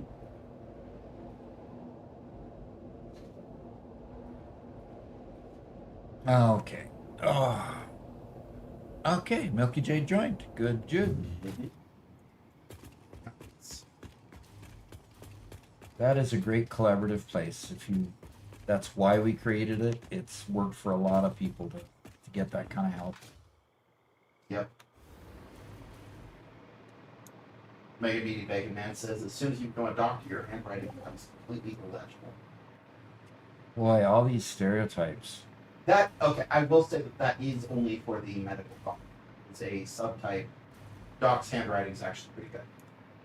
Uh-huh. Yeah, I'll attest to that. That's a medical doc. No. And it's only because they have to write prescriptions. If they didn't have to write prescriptions, then their handwriting would be just fine.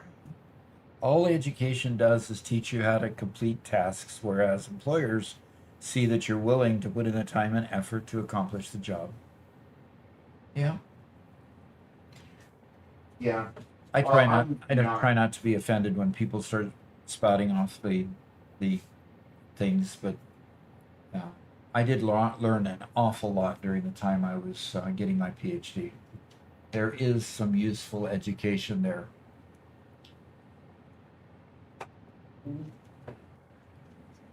Unfortunately, it's not a universal experience, Mm-hmm. and getting a PhD doesn't make you wise. Mm-hmm. Yeah, like we're struggling. My daughter is struggling a little bit with the local school district. The local school district keeps on saying, but the rules say, well, the rules dictate certain things, but common sense should dictate others. And it just seems like they don't want to use common sense. They just want to be dictated by their perception of what the rules say. So it becomes a struggle. They're very definitely a struggle.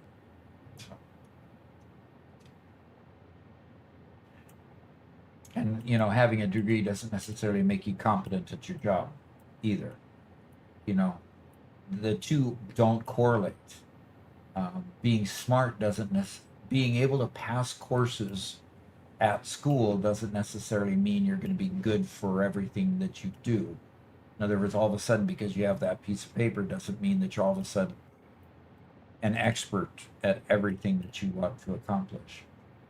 such as me trying to do YouTube and finding a little success at it.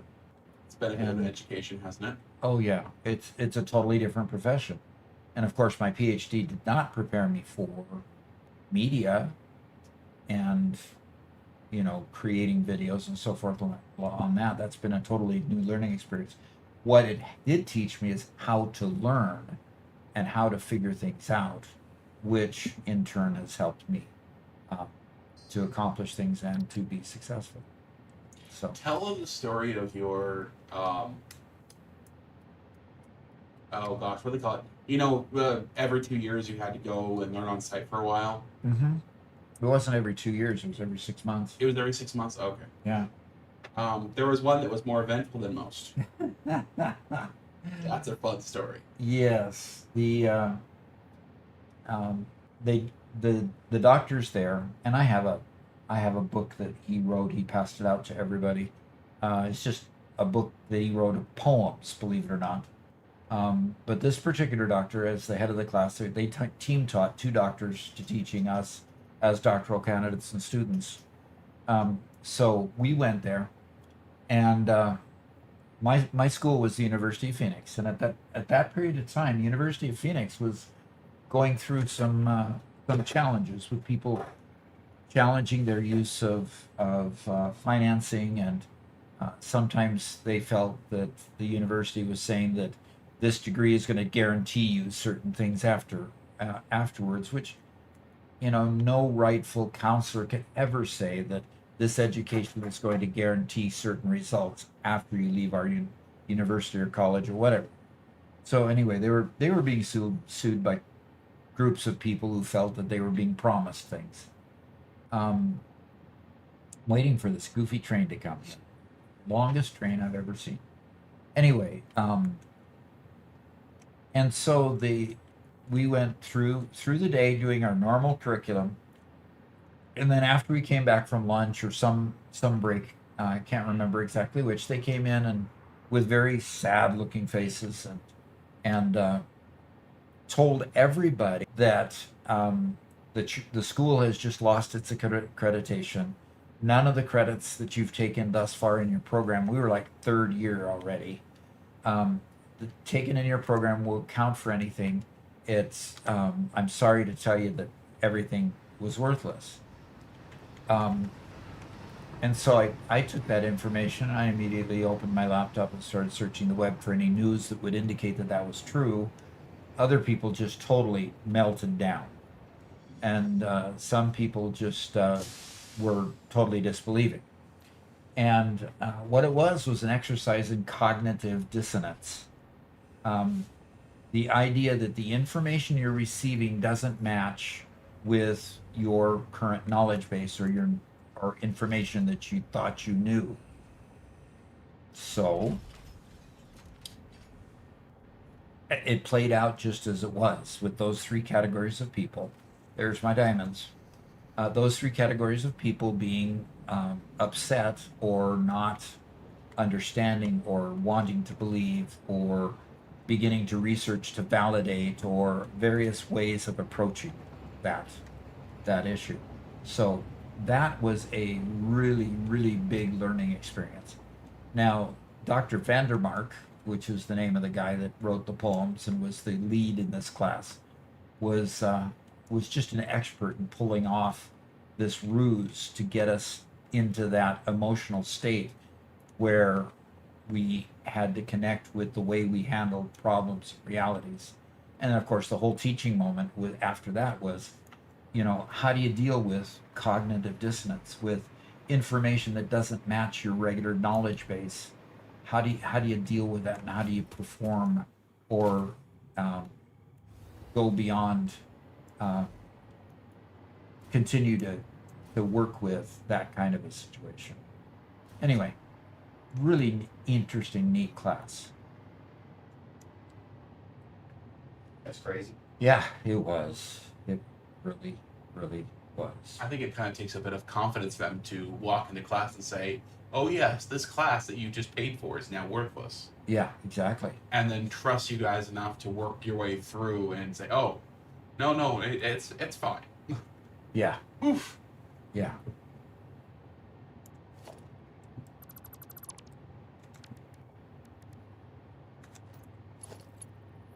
I'm We allowed have a conveyors lot. and everything now, aren't I? We have had a lot of comments. Okay.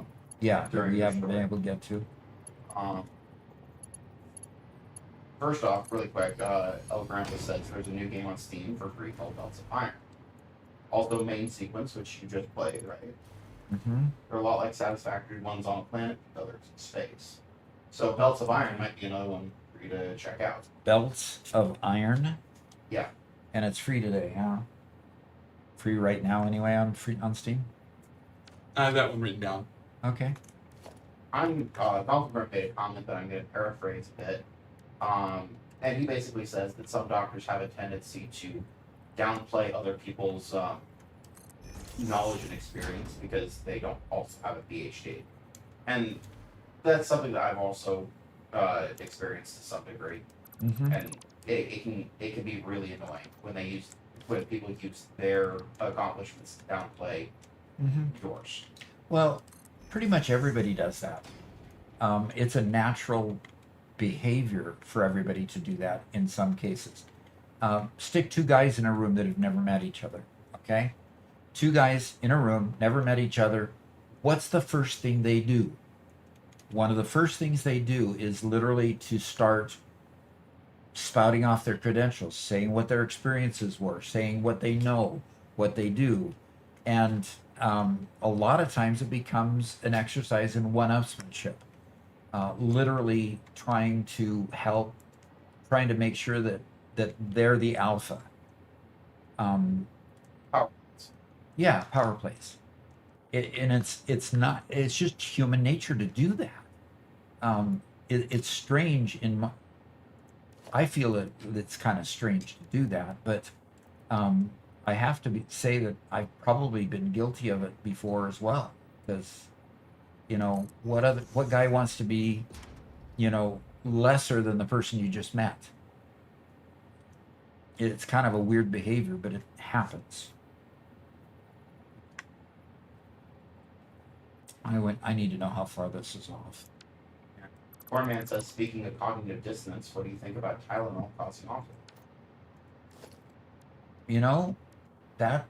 That one is kind of an interesting one.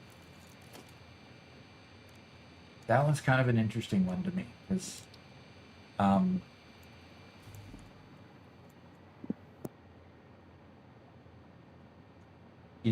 we've seen the rise in autism, and of course the prevalent layman's understanding of that was, well, it must be all of the touch off. Must be all of the vaccines that we've been taking. So that seems to be the drive in the anti-vaccine movement. The increase in autism. So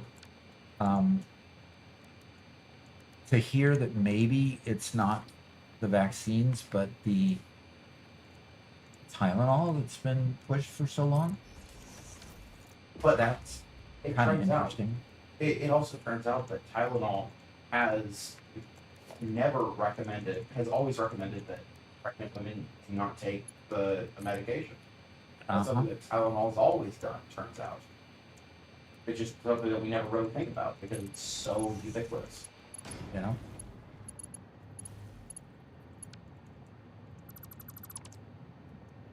And the fact that there are some studies, they still need to be validated, they still need to check, they still need to look over. There's a long ways to go from, hey, it looks like we may have a link, to any sort of state effect, right? So it is interesting that Tylenol was basically the go-to pain medication for pregnant women for so long, or at least by doctors, and then to see that it had been not recommended for so long. Wow, okay, that seems to be odd. That created its own cognitive dissonance, yes.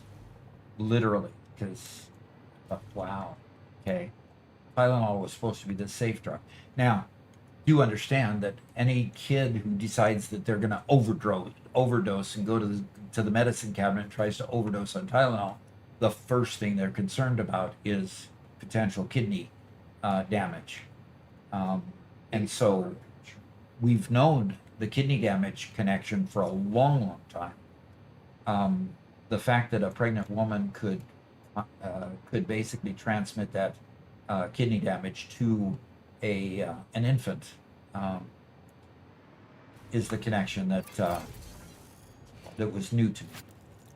Okay, now why did that all of a sudden get on there? Oh, dear. Yeah, it's an extremely complex thing, and there's no single shot fix that's going to say, "Aha, you've solved it." You know. Yep. And it's like there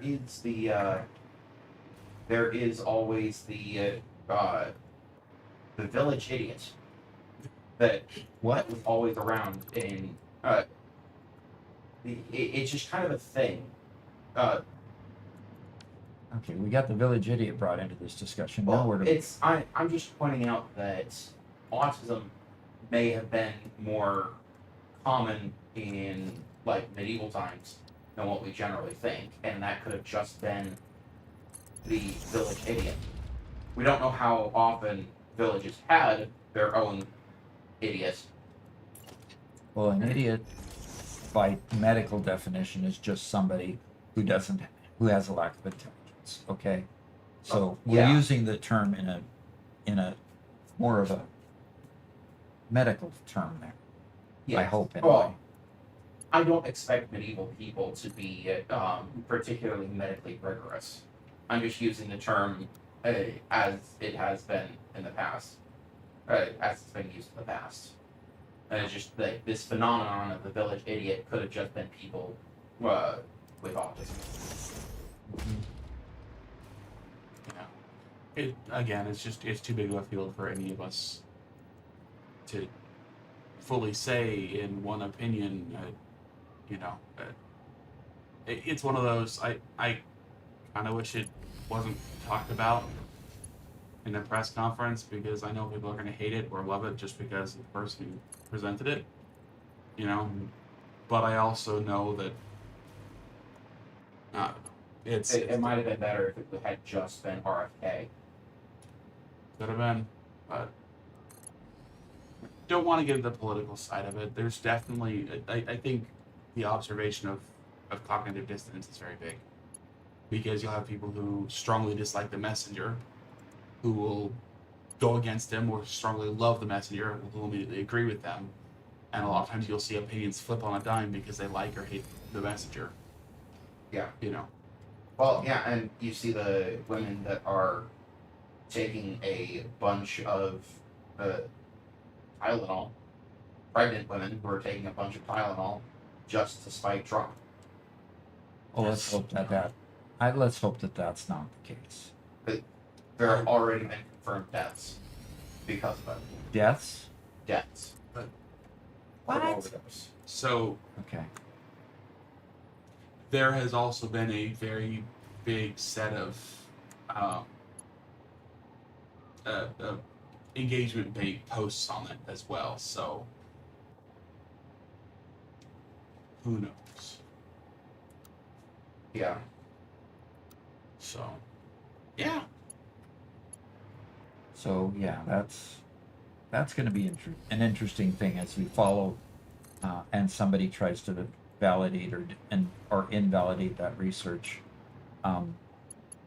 Pregnant women really generally just don't want to put any drugs in their body, pain reliever or other. So, but if that's a solid link, I'm sure glad that they have identified something that could be more logically the cause rather than just the vaccines that have been around for ages and done so much good. Like measles and things, measles, smallpox, and those. I'd like it not to be those, because those have actually, polio stuff that have eliminated a lot of those diseases and such. Mhm. Hey, can I change the subject real quick? Oh, Yeah. please. Let's move on. Take a look at my screen, Doc. Recognize my basement down here? I don't recognize it. No, all I see are yellow bars. Yeah? How about if I turn off, I have global illumination off, I have lighting mood is bright. Uh-huh. If I turn on global illumination, right? Okay. So what's wrong with your basement? I don't know. Well, okay, this is. It was this is a working problem- 5 minutes ago. This is a problem that I've seen on my own stuff where signs don't illuminate things. Suddenly Whoa. just stop illuminating things? It was working 5 minutes ago in this room, Garrett. Well, let's see. In here, there's signs they're not illuminating anything. In some of these rooms, I do have regular lights. And they're illuminating. These are signs they're illuminating the floor. Oh, right? okay. Those are signs, Yeah. not lights. And yeah, those are normal lights. They're illuminating things. yeah, and these signs are illuminating things. You can see the reflection on the floor. Yeah. So it's like, I don't know why I can't, like, this whole place used to be so much better lit, and I cannot get it bright anymore at all. I don't know what's going on. But this is bright. This is as bright as it goes. If I turn this completely off. Okay, and look, now it gets back to this. See, this is the same hallway that earlier on these settings was completely black. Now it's, Now it's okay. what Yeah. time of day is it? What day is it? It's middle of the night. That's why. With global illumination off, that's what's going on. You get day and night in the dungeon? Yeah. You don't have any outside windows. Oh. Anyway. That's strange. This looks really bad, Robert. Yeah. So you should do a better job, routing things. you Oh. know? Oh. Okay. Not that I didn't just route Did you know those, that but, all elevators you build are connected? That's right. It's all me.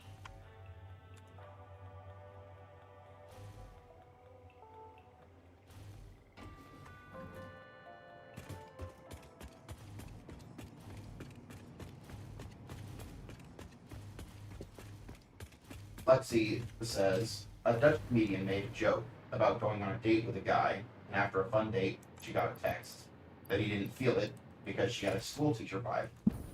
So she replied, "I correct his grammar." So he was right. That's too funny.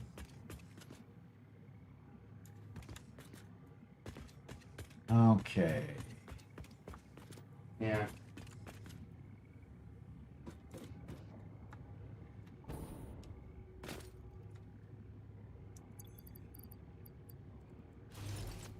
So a little bit ago, Max Murphy said, "Hey Robert, do you know the difference between philosophy and psychology?" Yes, they're very different genres. I couldn't tell if that was supposed to be a setup for a joke or a legitimate question. Yeah, Because it kind of sounds like it could be the setup for a joke. it could be. Yeah, definitely could be. Cornman asks, when do y'all think Doc will do the reaction content? Ooh, somebody wants the reaction content? Yeah, Robert and I talked about it again this week. And so, the reaction content, possibly coming. So, Doc, it is 5 till, so I think it's about Till time what? till 1. 1? So how about we go I have to stop playing? hang out in the... Yeah, in the let's go office. hang out. I mean, Lexi, I think the answer to your question, we do not get a long stream today. No, we... It's a short stream on Thursdays. Yeah, Yeah, because I can't get Garrett to join me for any longer than this, So, it's all Garrett's fault. definitely. All my Garrett's fault. All my fault. Alrighty. Well, we've been playing on the Pink Player server, and with the exception of some lighting issues, which seem to be not indicative of the Pink Player server, but more the game itself. And me getting stuck on the ceiling with the hover pack. We had a pretty good go of it. We could at least we didn't have any drop frames. We were getting through it quite well. So do remember you can go to Ping Players with the code in the text in the description. go.pingplayers.com/doc and then use doc35 to get 35% off if you want to play with friends and set up your own servers. So what have we got here as far as, are you still thinking Doc will do the reaction content? Yes, I will do. When are you all thinking? Robert's only got 2 videos ready for me to do reaction to. I think I'm going to test record one of them and then, probably redo that one just to get some pacing and so forth, and then put out a video that way. But Robert's looking for others, and so We're specifically looking for the kind of videos that you think that Doc would have an interesting voice for. We're not looking for him to react to Let's Game It Out, right? okay, We're not looking for Doc emotional reaction. Oh my gosh, that was so cool. We're looking for Doc, what's something that Doc would have an insight into right, based on his education, his experience, his knowledge, the kind of stuff that we like to chat about while the games being played. exactly. Frosty says the highlighting consistencies, bugs, complications, etc. is likely due to the Unreal 5 engine specifically. It's new, it's buggy, but the Lumen and all the lighting tech with UE5 will revolutionize the space. Okay. As they continue to work on making it much more perfected. Hey, Mark. Your name used to be Green. Now it's not green anymore. Okay. We're kind of winding down, Mark, at this point.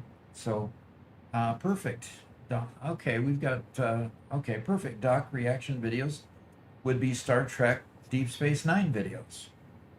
Okay. You want me to react to Deep Space Nine?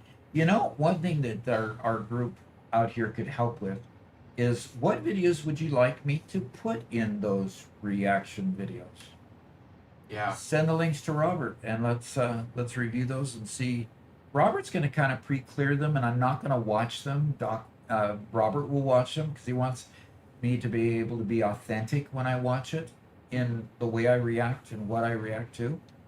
I actually think it would be interesting if you were now reaction content to television shows and movies is real. It's going to take some testing because it's kind of on a show by show basis. But it would actually be pretty cool if we took some like classic best of Next Gen, best of Deep Space Nine episodes and had Doc talk through stuff like that. I mean, I would love to see the episode of Next Generation where they tried to decide whether data has rights. Can data just be disassembled for whatever corporate purpose? That was the topic of an episode. I think it'd be cool to see Doc's perspective on that. Okay. Yeah. And A few isolated episodes. yeah, maybe some Deep Space Nine. Mark, what I was commenting on is earlier in the session, your name was in green, which means you're a member, and now it's turned gray, which means that your membership lapsed. Now you've got over a week to redo that if you're kind of between things, but so you can still join us on Monday even if it's not taken care of like that. So Yeah. at least YouTube might think, but then again, nothing's colored. Yeah. Max isn't even colored anymore. Yeah. Okay. Max is a day. So when did it stop Yeah, coloring? Switch he hasn't is the Yeah, it seemed Mark was green there. He hasn't played in a while. Okay. What did you get your PhD in, by the way? My PhD was in management, management and organizational behavior with an emphasis in information technology.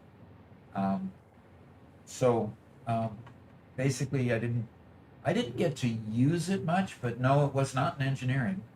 My dad was an engineer. My grandfather and great grandfather were inventors. My the grandfather on my dad's side had a photographic memory, and he was just smart as a tack. So I've always been around people who knew how to figure things out and work things through. So while my general discipline wasn't engineering, um, I've got a lot of that kind of thinking in the back of my mind. So, um, did that field come with a minor in communications? No. Nope. He's just been a teacher. Yeah. He's a professor at university for 20 years now. Oh, yeah. Actually, specifically 14 years at the university, Okay. at Lindenwood University. But I was hired originally at Boeing at the beginning of my 25-year career there to teach information technology type stuff. Was teaching specifically Exchange and Schedule Plus when they first came out on a Windows platform. Now, Exchange was an email service at the client level before it became server backend level. They turned it the front end as Outlook when they absorbed Schedule Plus into the email client. So email and scheduling, calendaring, when they put them together. But I was originally hired by Boeing to train on that and train on Word, Excel, PowerPoint, Access, all of those Office applications. So I trained for quite some time before I got a degree in finance, went into finance, and then they wanted to use my IT background. So I was always an IT person, basically hired by finance to do IT work for the rest of my career. So it was, Oh. yep. Okay. Okay, so Mark is saying it's due out on the 4th of every month unless you offered a yearly membership. I don't think that's an option. I don't think YouTube offers that option. I wish they did, because I wouldn't mind even a discount if people wanted to commit for a yearly amount. That'd be wonderful. All right, what other things are up there? React to movie or gaming videos. Well, movie, gaming, technology, what people are saying about the future of technology, especially. Those 4 categories, I think any one of those would be really, really good. I'd love to respond to any of those because I am, on certain subjects, I'm very opinionated. Oh, there's one video we have queued up, and the title of it says Moore's Law is dead. And Doc's like, nope, no, it's not. Absolutely not. He was ready to completely argue without even watching the video yet. Yep. So, Yep. Yeah. My argumentativeness does not spring out of nowhere. Yeah. It, It comes a I lot. am my father's son. It comes a lot from me basically saying to my kids all the way along through their life, don't come to me with problems, come to me with solutions. oh, I hate that line so much. Yeah. In other words, think it through yourself before you just drop it on me. But here's the good side of it. Doc is at the point where if you come up to him and you say, "Hey Doc, I need this, this, and this from you," and here's why, he'll say, "Okay," and he'll just do it. Mm-hmm. He's the most accommodating person in the world if you come to him with a solution. Yep. And then if the solution looks a little bit wonky, I might come back with, let's see if we can maybe approach this from a different standpoint. And then I'll talk about a different solution. Yeah. But you open the door by coming up with your solution first. And then once the door is open, I'm all ears. I'm all ears. Okay, what was Murphy is asking if Doc will play. if VR tech, I'm really afraid of getting injured with a VR type of thing, because you're so immersed in that world. I would need to have a padded room that I did it in or something. So I'd probably trip over furniture or I'd run into things. Oh, I love those VR carts, the walkable VR. Oh, things. yeah. Yeah, where Yeah. you're kind of in a cage, but you can walk and Uh-huh. go in various directions. Yeah, well, that would be great. Yeah. But despite that, there still are VR games that you can do sitting down, and that helps a lot. Yeah, definitely. Yeah. Okay. Mark is talking about a yearly membership versus a lifetime membership. Maybe we need to talk about that and just, you know, when we set up something that we can do that for people that really would like to do that. Okay. Sounds good to me. So yeah. Um, Frosty's is saying that was a common saying when I was a kid, and he still lives by it. Okay, I've got a benefactor out there. Yeah, definitely. An omni treadmill. Yeah. Is that what you call it, Robert? Yeah. What you're describing? Okay. Um, yeah, that would be interesting. Get me some exercise too. That'd be great. And some exercise. VR is a lot of exercise. We would not put the camera on it for that. Why not? Well, first off, they can't see your face because it's just a big old mask on you. Second, everybody looks goofy in the VR machine. Oh, Well- everybody looks so goofy. Wouldn't you put a camera on the VR view of it Well, yeah, they and would. see what I'm doing rather than see how I'm doing it outside? Yes. Yeah, so they'd still see, like, instead of seeing your desktop, they'd see what you're seeing. They just wouldn't see your body. Yeah. Right? Can you look for a party to raid there, Robert? Yep, I have one picked out. It's an individual named Shoes AOK with 4 viewers. They're currently playing Satisfactory. Okay. Well, it's been a great day today. I've really, really enjoyed it. The time went by so fast. Somebody had to pull a stop to me. So it's really been great. We'll be on the members. We'll be on Discord tomorrow, and so to do some filming and recording and so forth. And so look forward to seeing members there. And on Monday, we'll be doing the group thing. So everybody, queue up Monday morning to get on the server. We'll get all that information out, make sure everybody has it, and we'll have some fun there. And so, hey, until then, have a great weekend and a great day, and we'll talk to you later. Okay. So I've clicked to start the raid. We're going to get going here in about 3 seconds. Oh, don't forget to upload a save, like Lexi is saying.